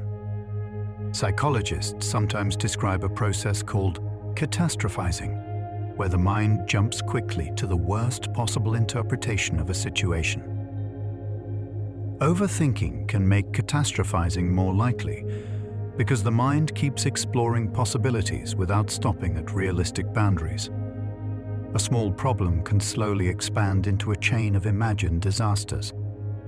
Each new what-if becomes another step down a mental staircase that leads farther away from the original situation. Catastrophizing does not necessarily mean the person believes every imagined outcome will definitely occur. Often, the person knows on some level, but the scenario is exaggerated. However, the emotional impact still feels powerful because the brain reacts to the vividness of the imagined event. In other words, the body may respond to the picture created by the mind even when the logical part of the mind recognizes the exaggeration. Another common thinking pattern linked to overthinking is mind reading, where someone assumes they know what other people are thinking about them. In social situations, this often appears as a belief that others are judging, criticizing, or noticing flaws. The person may replay conversations, facial expressions, or small details in search of confirmation. The difficulty is that these conclusions are usually guesses rather than verified facts. Mind reading becomes exhausting because the mind tries to solve a problem that cannot be fully answered. No one has direct access to another person's private thoughts. Overthinking tries to fill this gap with speculation, which rarely produces certainty. Instead, the mind keeps searching for clues and interpretations, often without ever reaching a satisfying conclusion. Another cognitive habit that feeds overthinking is called all-or-nothing thinking. In this pattern, the mind treats situations as complete success or complete failure with very little room in between. For example, a small mistake may be interpreted as proof of total incompetence. Because real life is usually much more nuanced, this kind of thinking can cause unnecessary distress and repeated mental analysis. When someone views experiences through an all-or-nothing lens, the mind keeps revisiting events to determine which extreme category they belong to. Instead of accepting mixed outcomes, the person feels pressure to label the experience as either good or bad. Overthinking grows because the mind keeps searching for a final verdict that rarely reflects reality. Emotional reasoning is another pattern connected to overthinking. This occurs when someone assumes that their feelings must reflect objective truth. For instance, if a person feels anxious about a situation, they may conclude that the situation must be dangerous or wrong. The feeling becomes treated as evidence. The challenge with emotional reasoning is that feelings can arise from many sources besides the present situation. Stress, fatigue, past experiences, or even physical health can influence emotional reactions. When someone overthinks, they may repeatedly analyze the situation in an attempt to justify the feeling, rather than examining whether the feeling itself might be misleading. Another factor that fuels overthinking is intolerance of ambiguity. Some individuals feel extremely uncomfortable when information is incomplete or outcomes are uncertain. Because life naturally includes many unknowns, this discomfort can lead the mind to search endlessly for answers. The brain continues analyzing possibilities in the hope that certainty will eventually appear. However, Certainty is rarely available in complex situations. Overthinking becomes the brain's attempt to eliminate ambiguity through repeated analysis. Unfortunately, the process often produces the opposite effect. Instead of clarity, the person becomes surrounded by even more possibilities and questions. Decision-making is another area where overthinking frequently appears. When faced with many options, the brain may begin comparing every possible outcome, advantage, and risk. While careful consideration can be helpful, excessive comparison can make the choice feel overwhelming. The person becomes stuck in analysis rather than moving toward action. Psychologists sometimes refer to this situation as analysis paralysis. The mind is so busy examining possibilities that it cannot commit to any of them. Instead of reducing risk, the endless comparison increases uncertainty and stress. In extreme cases, the person may delay decisions entirely just to avoid the discomfort of choosing. Decision-making research shows that humans often feel less satisfied when they believe there might have been a better choice available. Overthinking magnifies this effect because the mind keeps imagining alternative outcomes even after a decision has been made. The person replays the choice repeatedly, wondering whether a different path would have produced better results. This post-decision rumination can prevent a sense of closure. Instead of accepting the decision and moving forward, the mind keeps reopening the question. The person mentally travels back in time, exploring possibilities that are no longer relevant.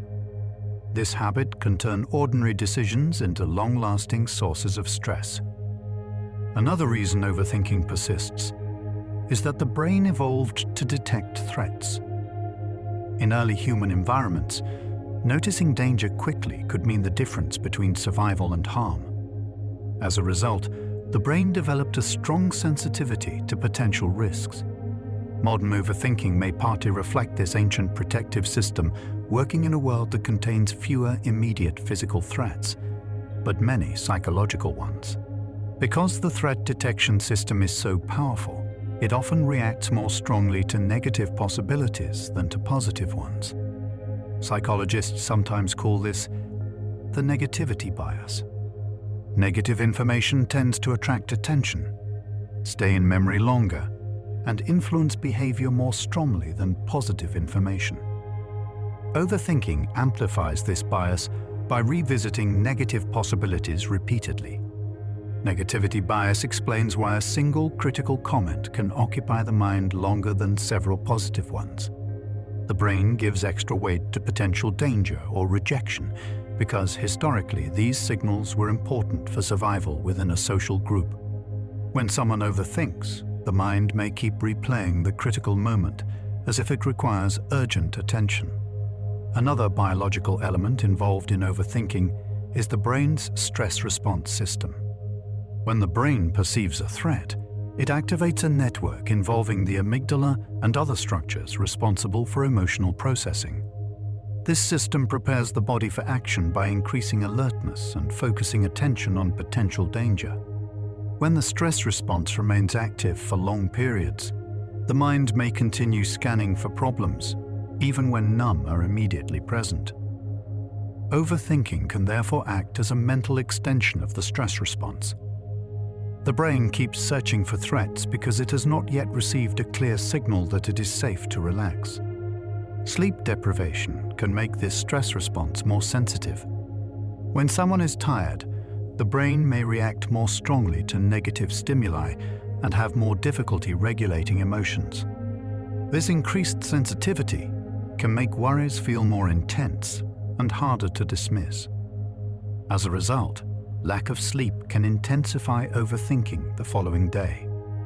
Researchers have also observed that fatigue reduces the brain's ability to regulate emotional reactions through higher cognitive processes.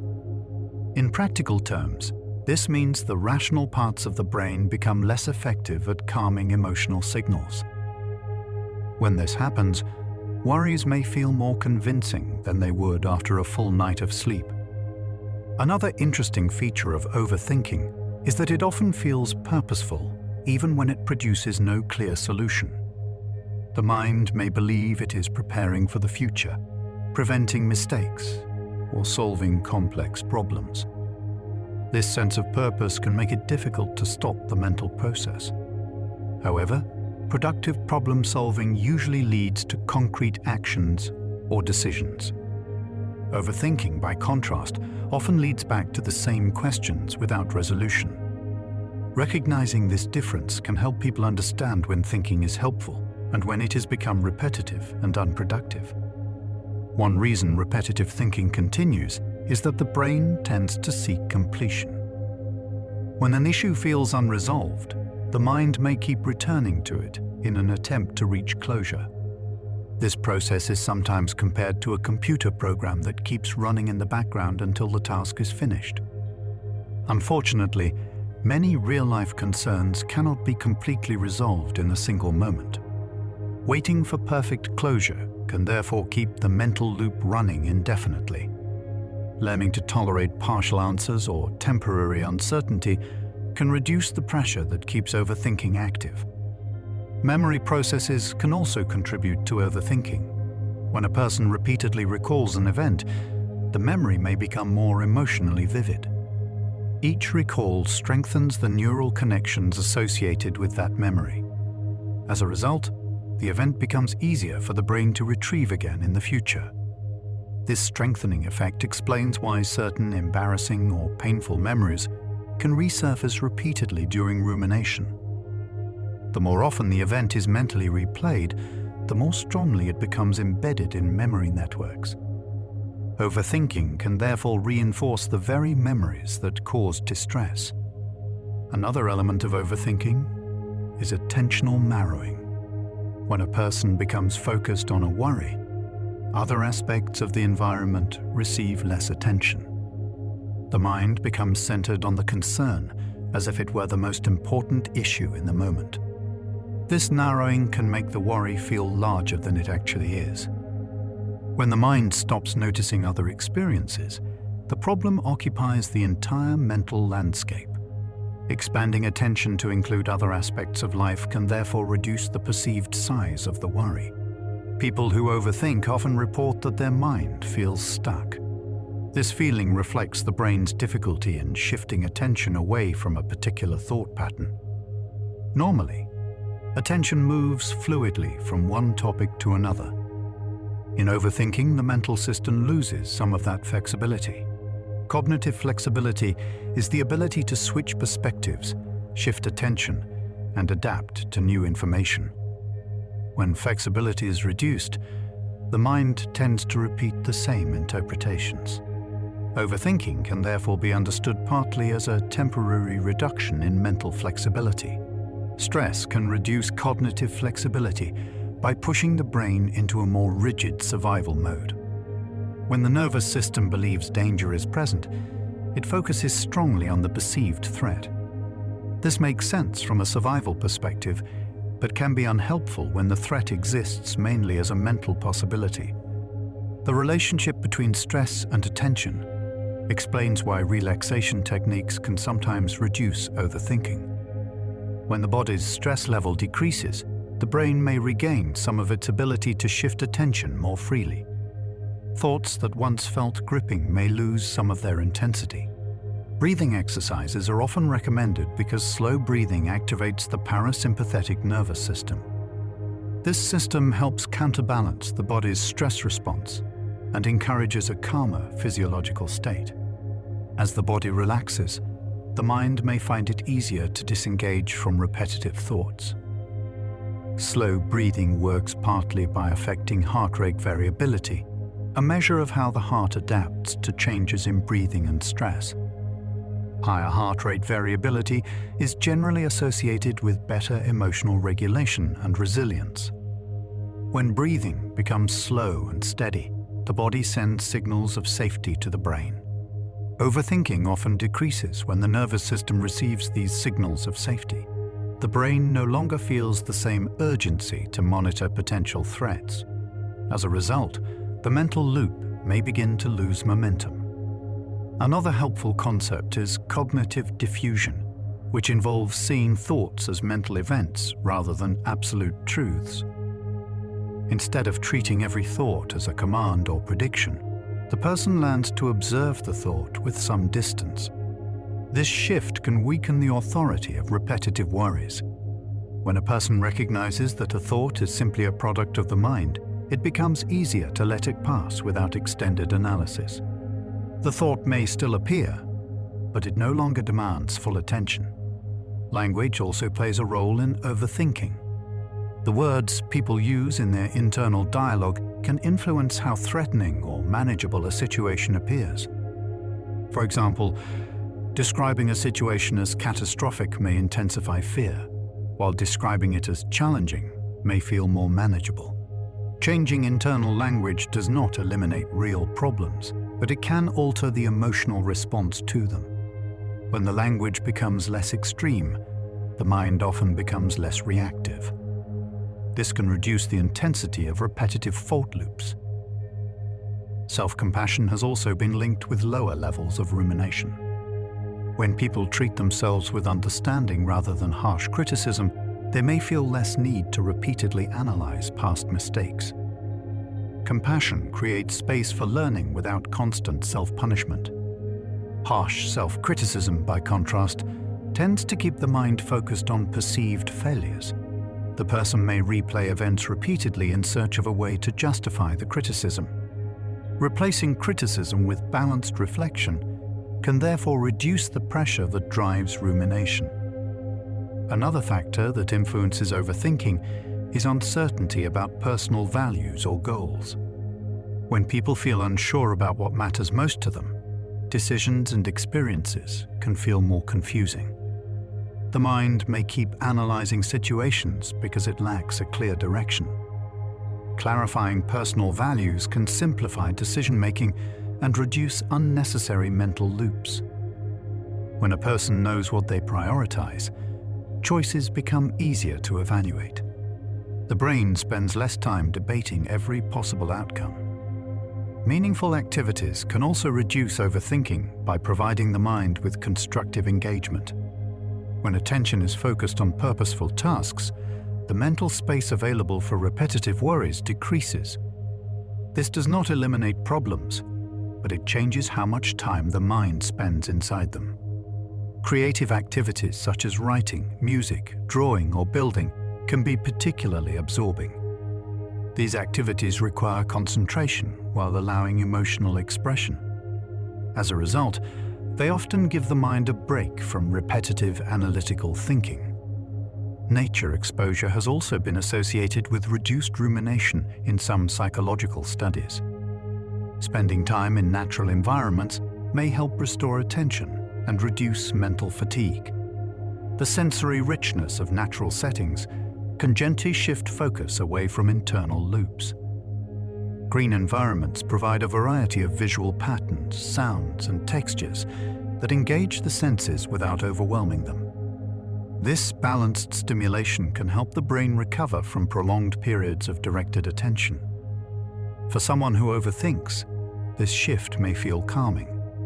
Social connection can also reduce overthinking by introducing new perspectives and emotional support. Conversations with trusted people often interrupt rumination because they bring fresh ideas and different interpretations. The mind is no longer trapped in its own repeating narrative. Sharing concerns with others can also reduce the feeling of isolation that often accompanies overthinking. When a worry is spoken aloud, it sometimes becomes clearer and more manageable. Another person may notice solutions or perspectives that the overthinking mind overlooked. Humor can provide another break from repetitive thought patterns. Laughter activates brain systems associated with positive emotion and social bonding. These emotional shifts can momentarily interrupt the seriousness of the mental loop. Even brief moments of amusement can change how a person experiences a stressful situation. The problem itself may not disappear, but the emotional intensity surrounding it can soften. This emotional shift can weaken the momentum of overthinking. Finally, it is important to recognize that overthinking is a very common human experience. Many people assume they are alone in their mental loops, but in reality, repetitive thinking is widely shared across cultures and age groups.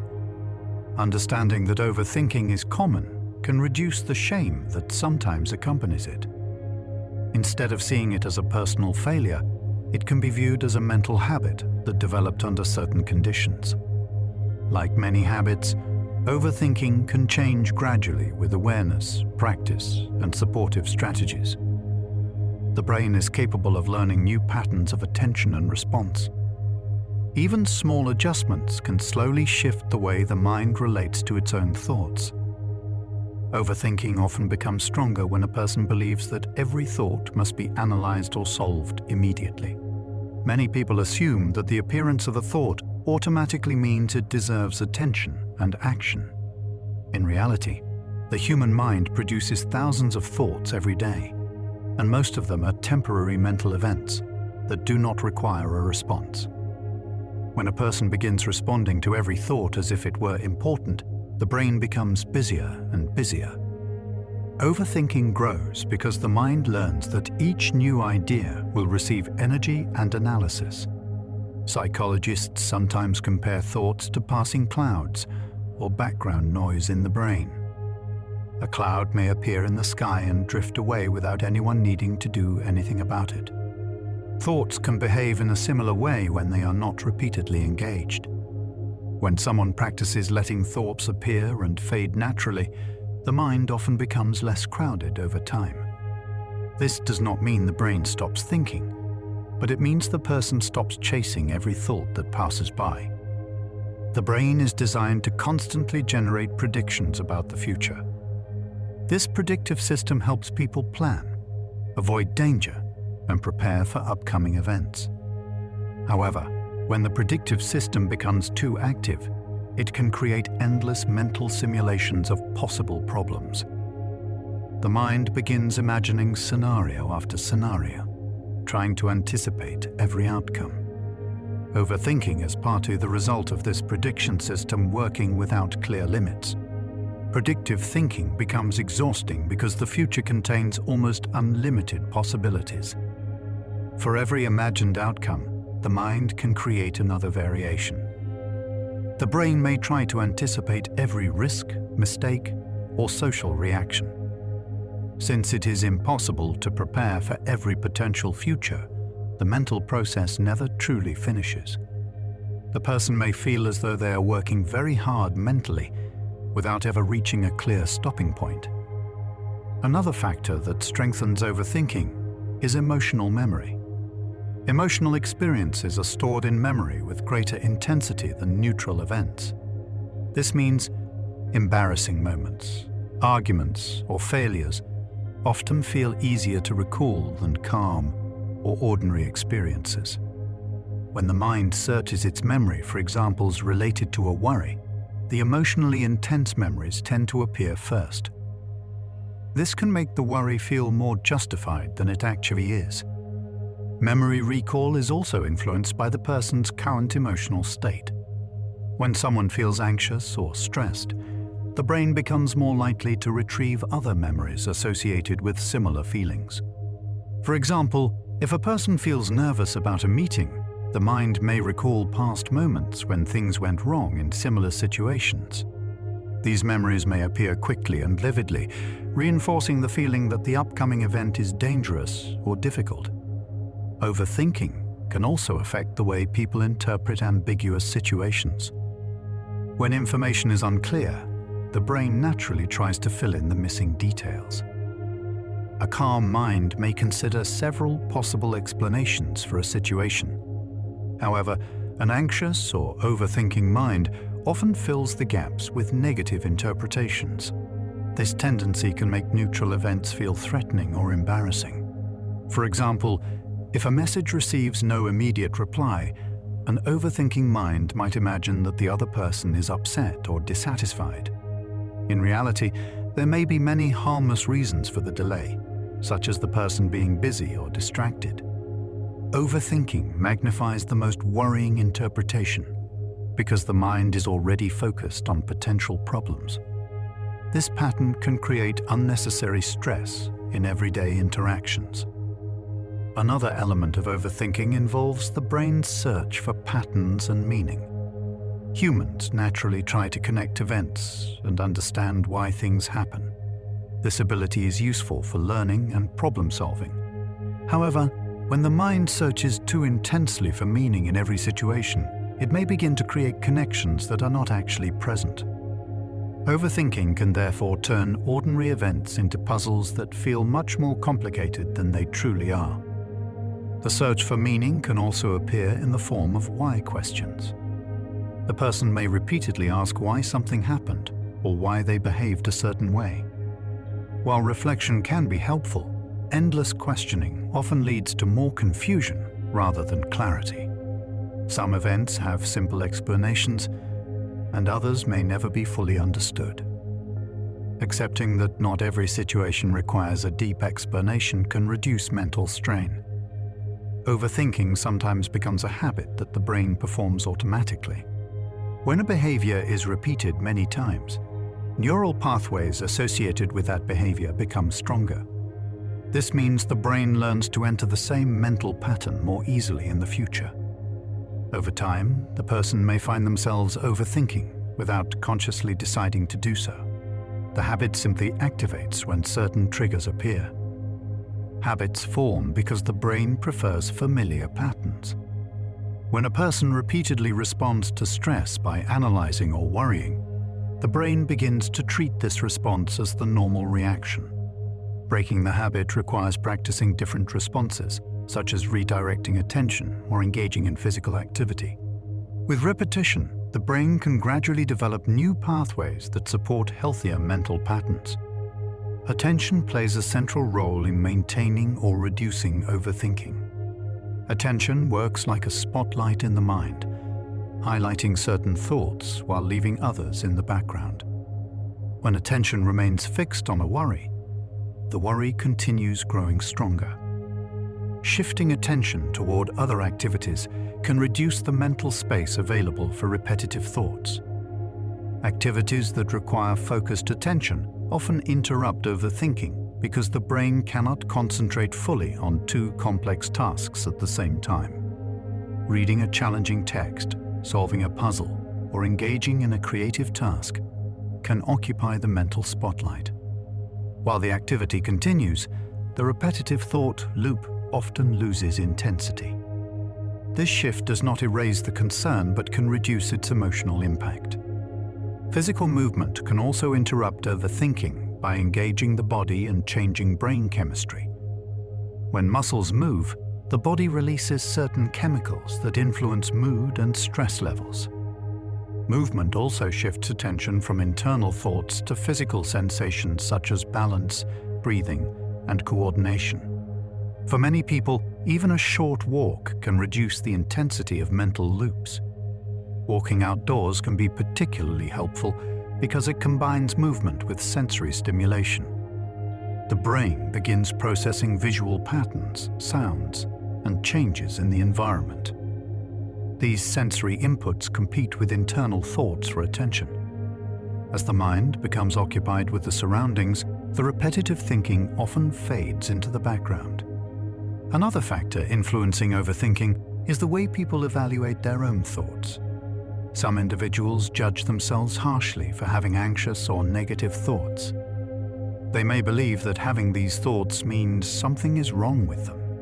This judgment can create a second layer of distress on top of the original worry. When someone criticizes themselves for overthinking, the mind may start analyzing the thinking process itself. The person may begin worrying about why they worry so much. This creates a new loop where the person overthinks their overthinking. Self-compassion can reduce this pattern by allowing the person to acknowledge their thoughts without harsh judgment. Self-compassion involves treating oneself with the same understanding that one would offer to a friend facing a difficult moment. Instead of attacking oneself for making mistakes or feeling anxious, the person recognizes that these experiences are part of being human. This approach can soften the emotional intensity surrounding repetitive thoughts. Research on self-compassion suggests that it may reduce rumination and emotional distress. When individuals respond to their struggles with kindness rather than criticism, they often experience less mental replay of painful events. The brain no longer feels the need to repeatedly punish itself with analysis. Another interesting aspect of overthinking is that it can sometimes be mistaken for careful planning. The person may believe that worrying extensively will prevent future mistakes. In reality, excessive worry rarely improves planning quality. Instead, it often consumes mental energy that could have been used for practical preparation. Effective planning usually involves identifying a problem, generating possible solutions, and choosing a reasonable course of action. Once these steps are completed, continuing to analyze the same issue rarely adds new information. Overthinking continues the analysis stage long after useful insights have already been found. The brain's reward system can sometimes reinforce overthinking when the person occasionally discovers a helpful insight during the process. Because the mind occasionally produces a useful idea, it begins to associate long periods of analysis with the possibility of success. This encourages the brain to continue the behavior, even when most of the thinking produces no new solutions. This reward pattern is similar to how people continue checking their phones frequently. Occasionally finding something interesting encourages the habit of checking repeatedly. In the same way, occasionally discovering a solution during overthinking encourages the mind to keep analyzing every situation. Social environments can also influence overthinking habits. If someone grows up in an environment where mistakes are heavily criticized or where uncertainty is treated as unacceptable, the person may learn to monitor their actions very closely. This constant monitoring can later appear as chronic overthinking. Cultural expectations can also play a role. Some cultures place strong emphasis on achievement, reputation, or social harmony. In these environments, people may feel greater pressure to avoid errors or embarrassment. This pressure can increase the tendency to mentally review past interactions or anticipate future challenges. Another factor that affects overthinking is cognitive load, which refers to the amount of mental effort required to manage tasks and information. When a person is juggling many responsibilities or decisions, the brain becomes more vulnerable to mental fatigue. In this state, worries may appear more easily and feel harder to manage. Reducing cognitive load can sometimes reduce overthinking. Organizing tasks, simplifying decisions, and creating routines can free mental resources. When the brain does not have to process too many demands at once, it becomes easier to maintain emotional balance. Technology has also changed the environment in which overthinking occurs. Modern communication allows people to remain connected to work, news, and social interactions throughout the day and night. While this connectivity has many benefits, it also means the brain receives constant information that can trigger new thoughts and concerns. Continuous exposure to news and updates can make the world appear more chaotic or dangerous than it actually is. News media often focuses on unusual or dramatic events because they attract attention. When someone repeatedly consumes this type of information, the brain may begin to expect danger more frequently than reality supports. Another interesting feature of the mind is its tendency to revisit unfinished tasks. Psychologists sometimes call this the Zeigarnik effect. When a task remains incomplete, the brain keeps it active in memory. This can lead to repetitive thoughts about tasks that have not yet been finished. The Zeigarnik effect can explain why people often think about work or responsibilities late at night. If the brain perceives something as unfinished, it may continue reminding the person about it. Writing tasks down or making a clear plan can sometimes reduce this effect by giving the brain a sense that the task has been acknowledged. Sleep also influences how the brain processes emotional memories. During certain stages of sleep, the brain reorganizes information and integrates emotional experiences. This process can reduce the emotional intensity associated with difficult memories. When sleep is disrupted, the brain may struggle to complete this emotional processing. Because of this role in emotional regulation, sleep loss can make worries feel more vivid the following day. The brain has not fully completed the process of integrating and calming emotional experiences. As a result, thoughts that would normally fade may remain active. Another biological factor involved in overthinking is the balance between different brain networks. One network supports focused attention on tasks, while another supports internal reflection and imagination. Healthy mental functioning involves switching smoothly between these networks. When the brain remains too long in the internally focused network, thoughts may become repetitive and self-focused. Activities that require external attention can shift the brain toward the task-oriented network. This shift often reduces the intensity of rumination. Creative thinking also uses the brain's reflective networks, but it usually produces new ideas rather than repeating the same thoughts. The difference lies in flexibility.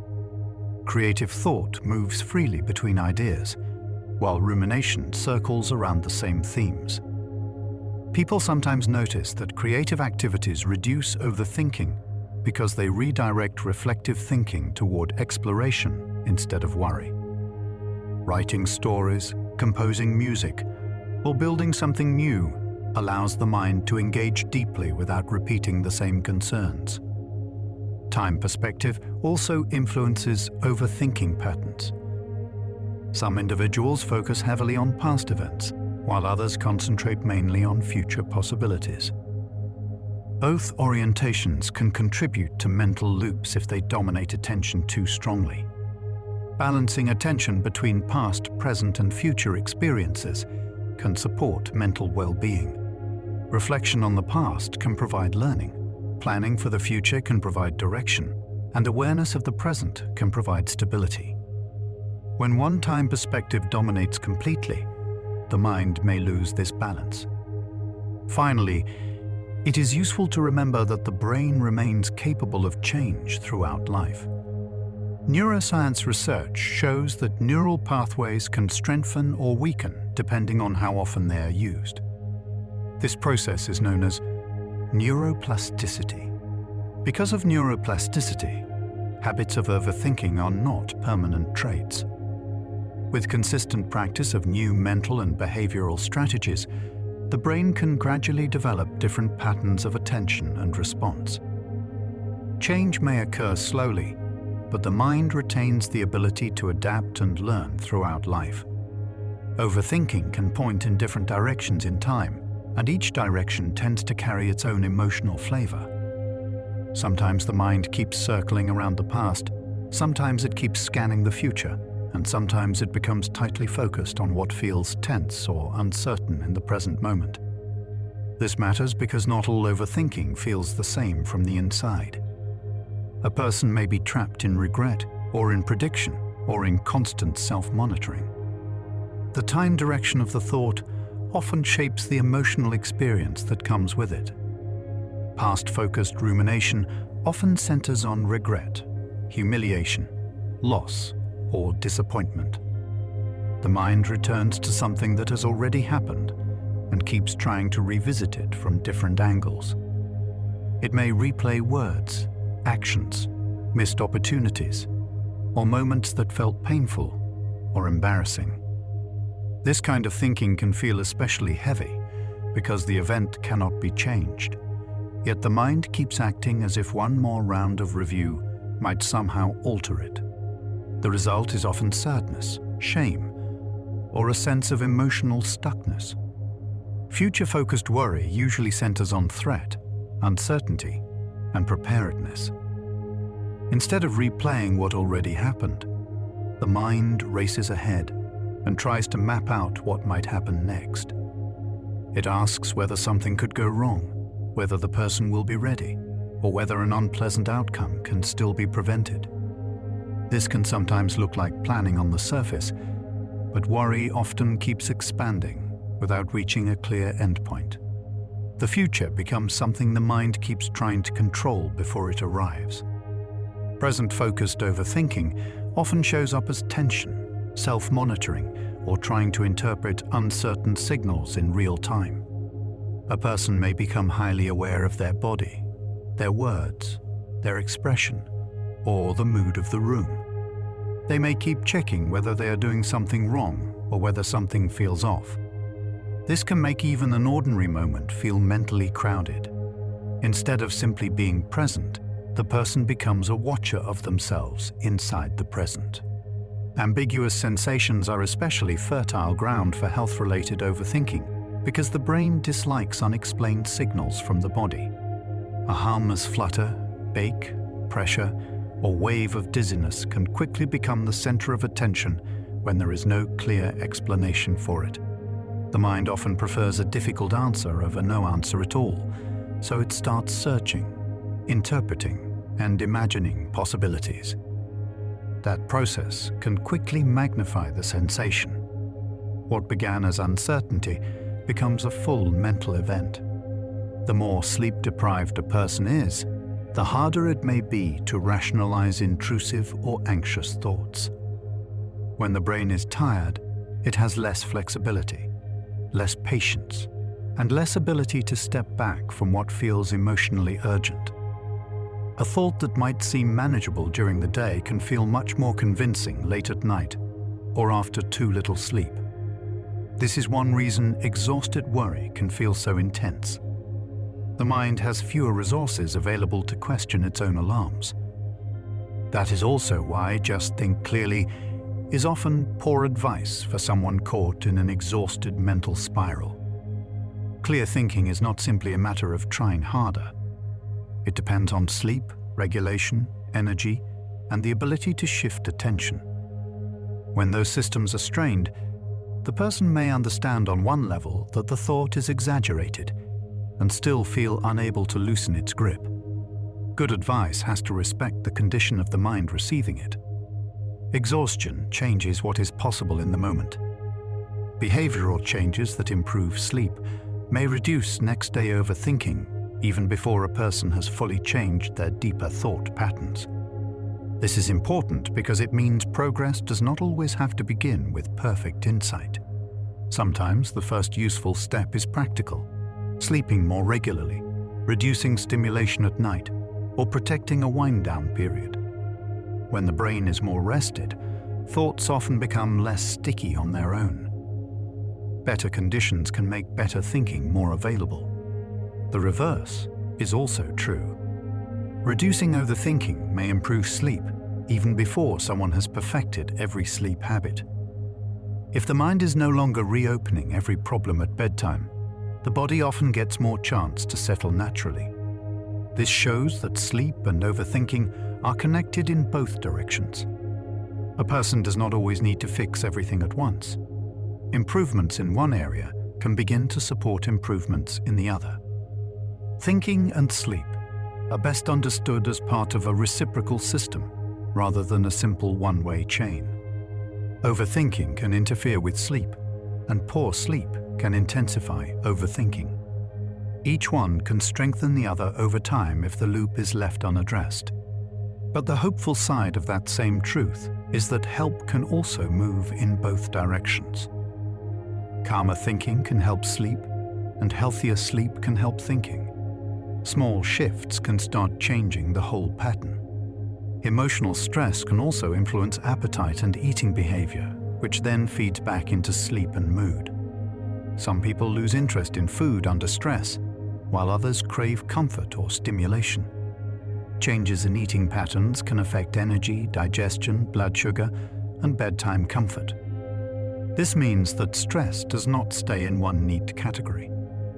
It can shape thought, body, sleep, and behavior all at once. Overthinking often lives inside that wider web. After poor sleep, people are often more likely to feel stressed, irritable, and mentally strained the following day. Small frustrations may feel bigger, patience may be shorter, and ordinary decisions may require more effort. This matters because an already tired mind is more likely to treat the next problem as overwhelming. In that way, one difficult night can subtly set up the emotional conditions for another difficult day. The loop often continues through reduced resilience rather than through one dramatic event. Not all repetitive thought is harmful. Rehearsal, planning, reflection, and careful review can all be useful when they remain flexible, time-limited, and connected to action. Human beings need to think repeatedly sometimes in order to learn, prepare, and make sense of life. The problem begins when the repetition stops serving a purpose. So the goal is not to ban repetition entirely. It is to recognize when repetition has stopped helping and started trapping. The harmful version of repetitive thought usually becomes rigid, emotionally sticky, and hard to stop. It no longer feels like a tool that can be picked up and put down. Instead, it begins to feel like something the mind is compelled to revisit. The same concern comes back again, often with the same emotional tone, even when nothing new has happened. That rigidity is one of the clearest signs that thinking has slipped into overthinking. Flexibility is one of the best markers of healthy thinking.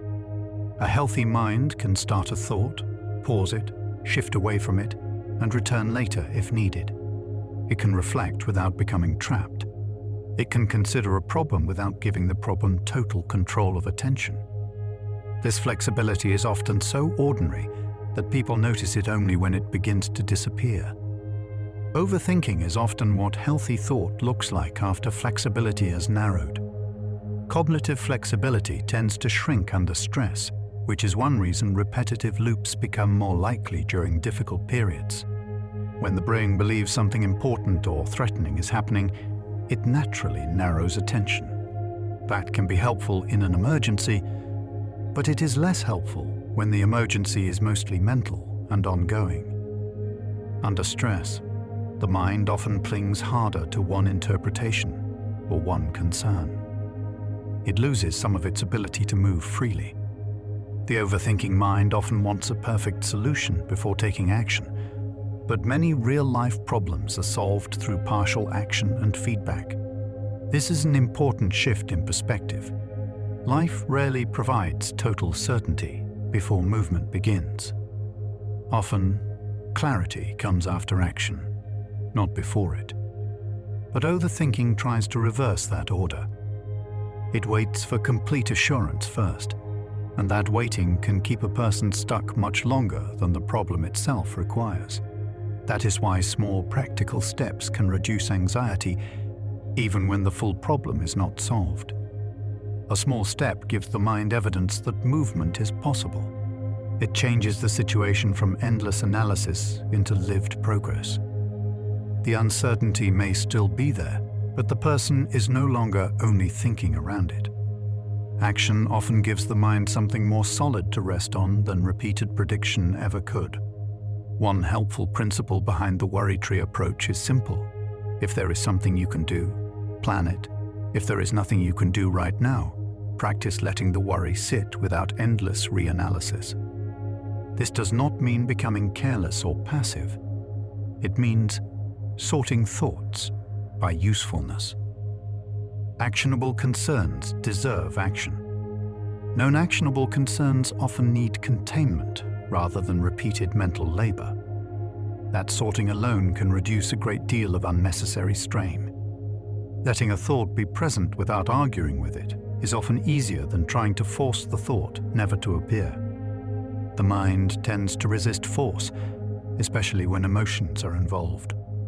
If a person keeps demanding that a thought disappear immediately, frustration often grows along with the thought. Allowing the thought to be present without feeding it can be gentler and more effective. The thought loses some power when it is no longer treated like an enemy that must be defeated at once.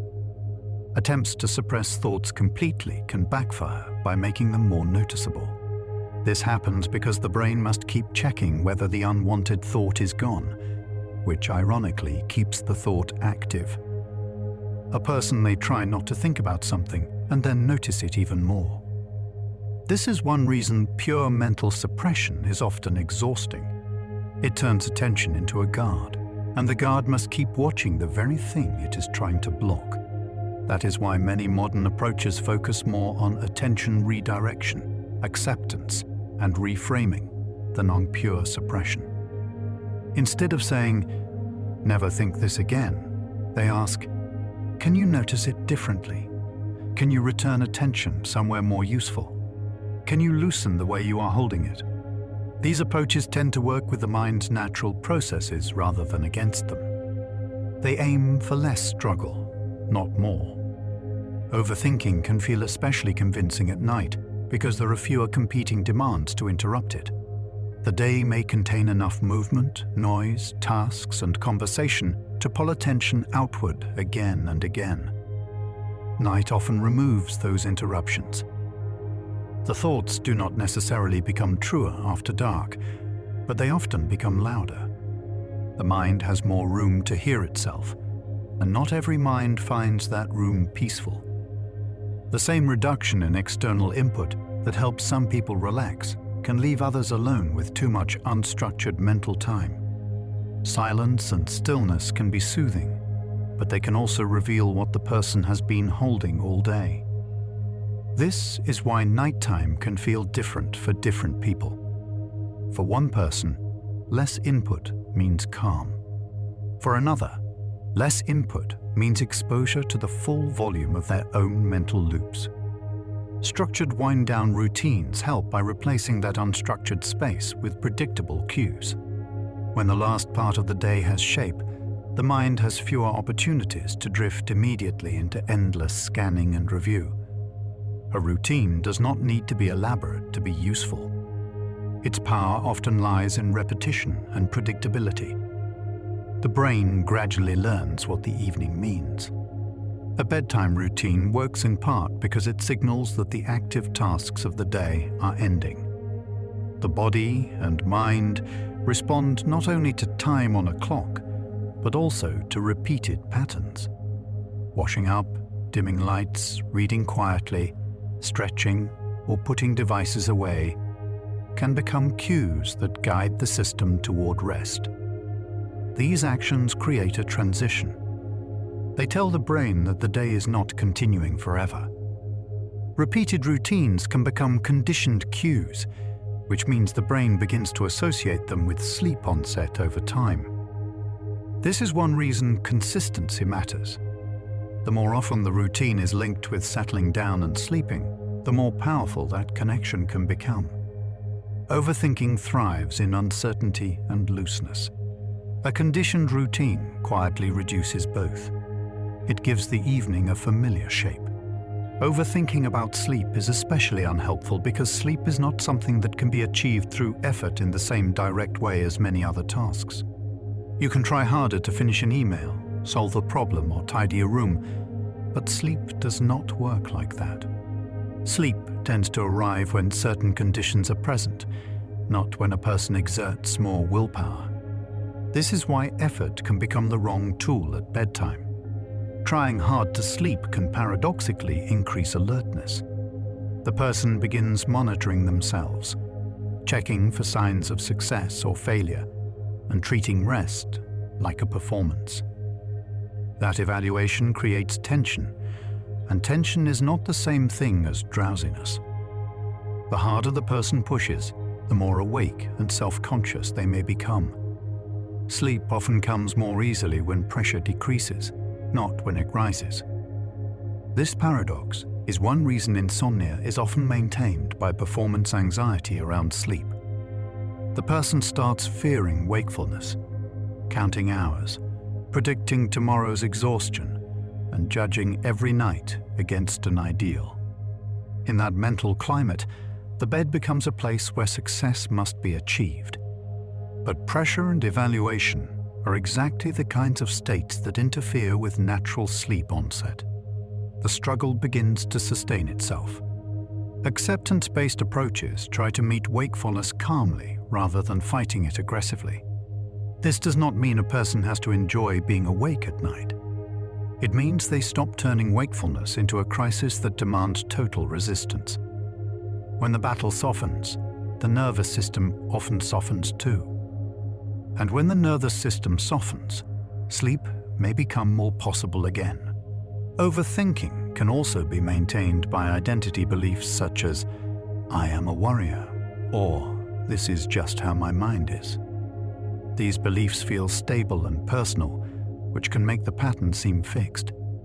The person stops seeing overthinking as something they do and starts seeing it as what they are. That shift matters because identity-based thinking often reduces hope and experimentation. If the pattern feels like identity, change feels less imaginable. In treatment, separating the person from the thought pattern often helps restore a sense of agency. Instead of saying, "I am this," the person learns to say, "This is a pattern my mind falls into." That subtle difference can be powerful. It creates space between the self and the habit. And in that space, change becomes easier to imagine and practice. Talking to a trusted person can reduce overthinking by adding perspective and reducing isolation. Thoughts often sound different when they are spoken aloud rather than repeated privately in the mind. Another person may hear exaggeration, missing information, or possibilities that the overthinking mind has stopped noticing. Even when no perfect answer appears, being heard can reduce the emotional burden. Shared thinking is often less heavy than solitary looping. Social support does not remove uncertainty, but it can reduce the felt burden of carrying uncertainty alone.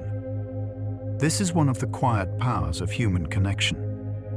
A problem may remain unresolved, yet feel more bearable when it is held with another person. The mind often becomes less extreme when it no longer has to be the only container for fear.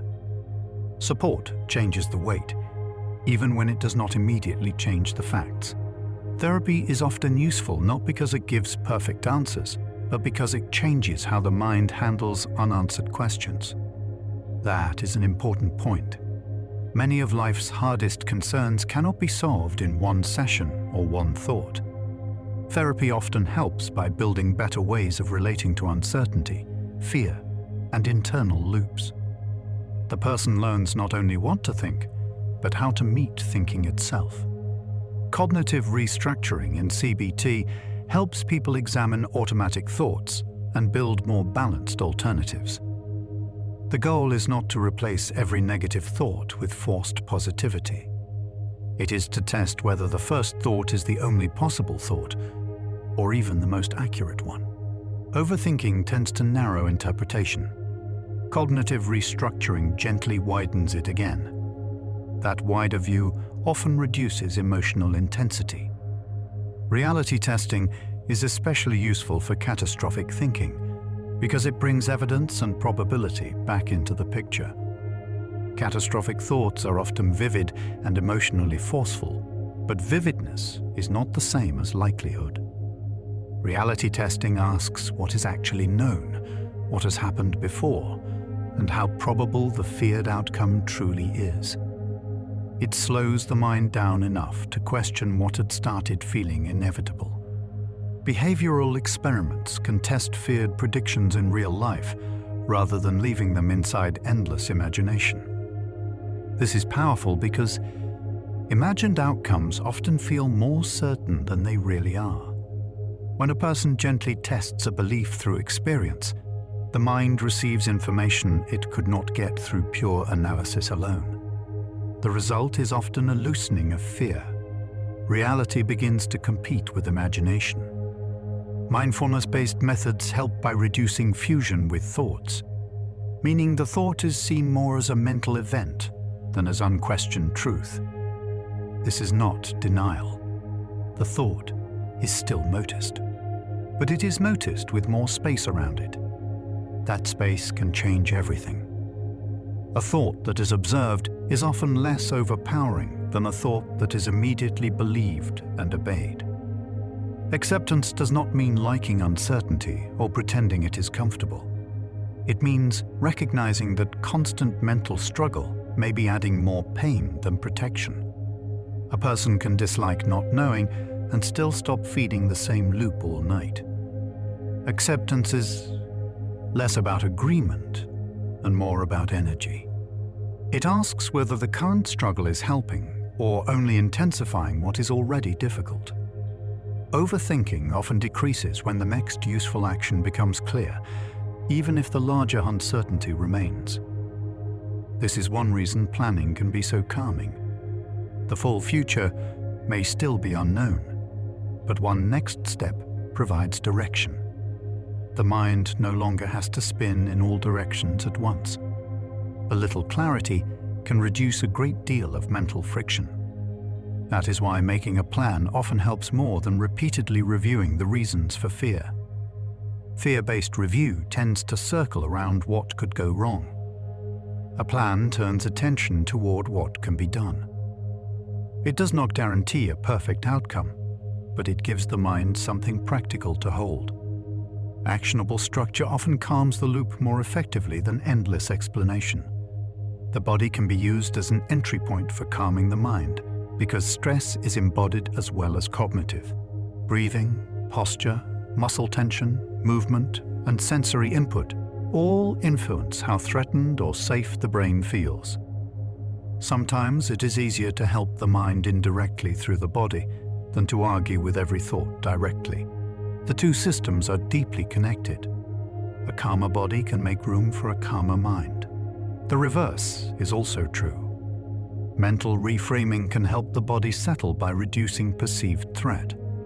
If the brain begins to interpret a situation as less dangerous, the body often responds with less tension, less urgency, and less stress activation. This shows again that overthinking is not just a thought problem or just a body problem.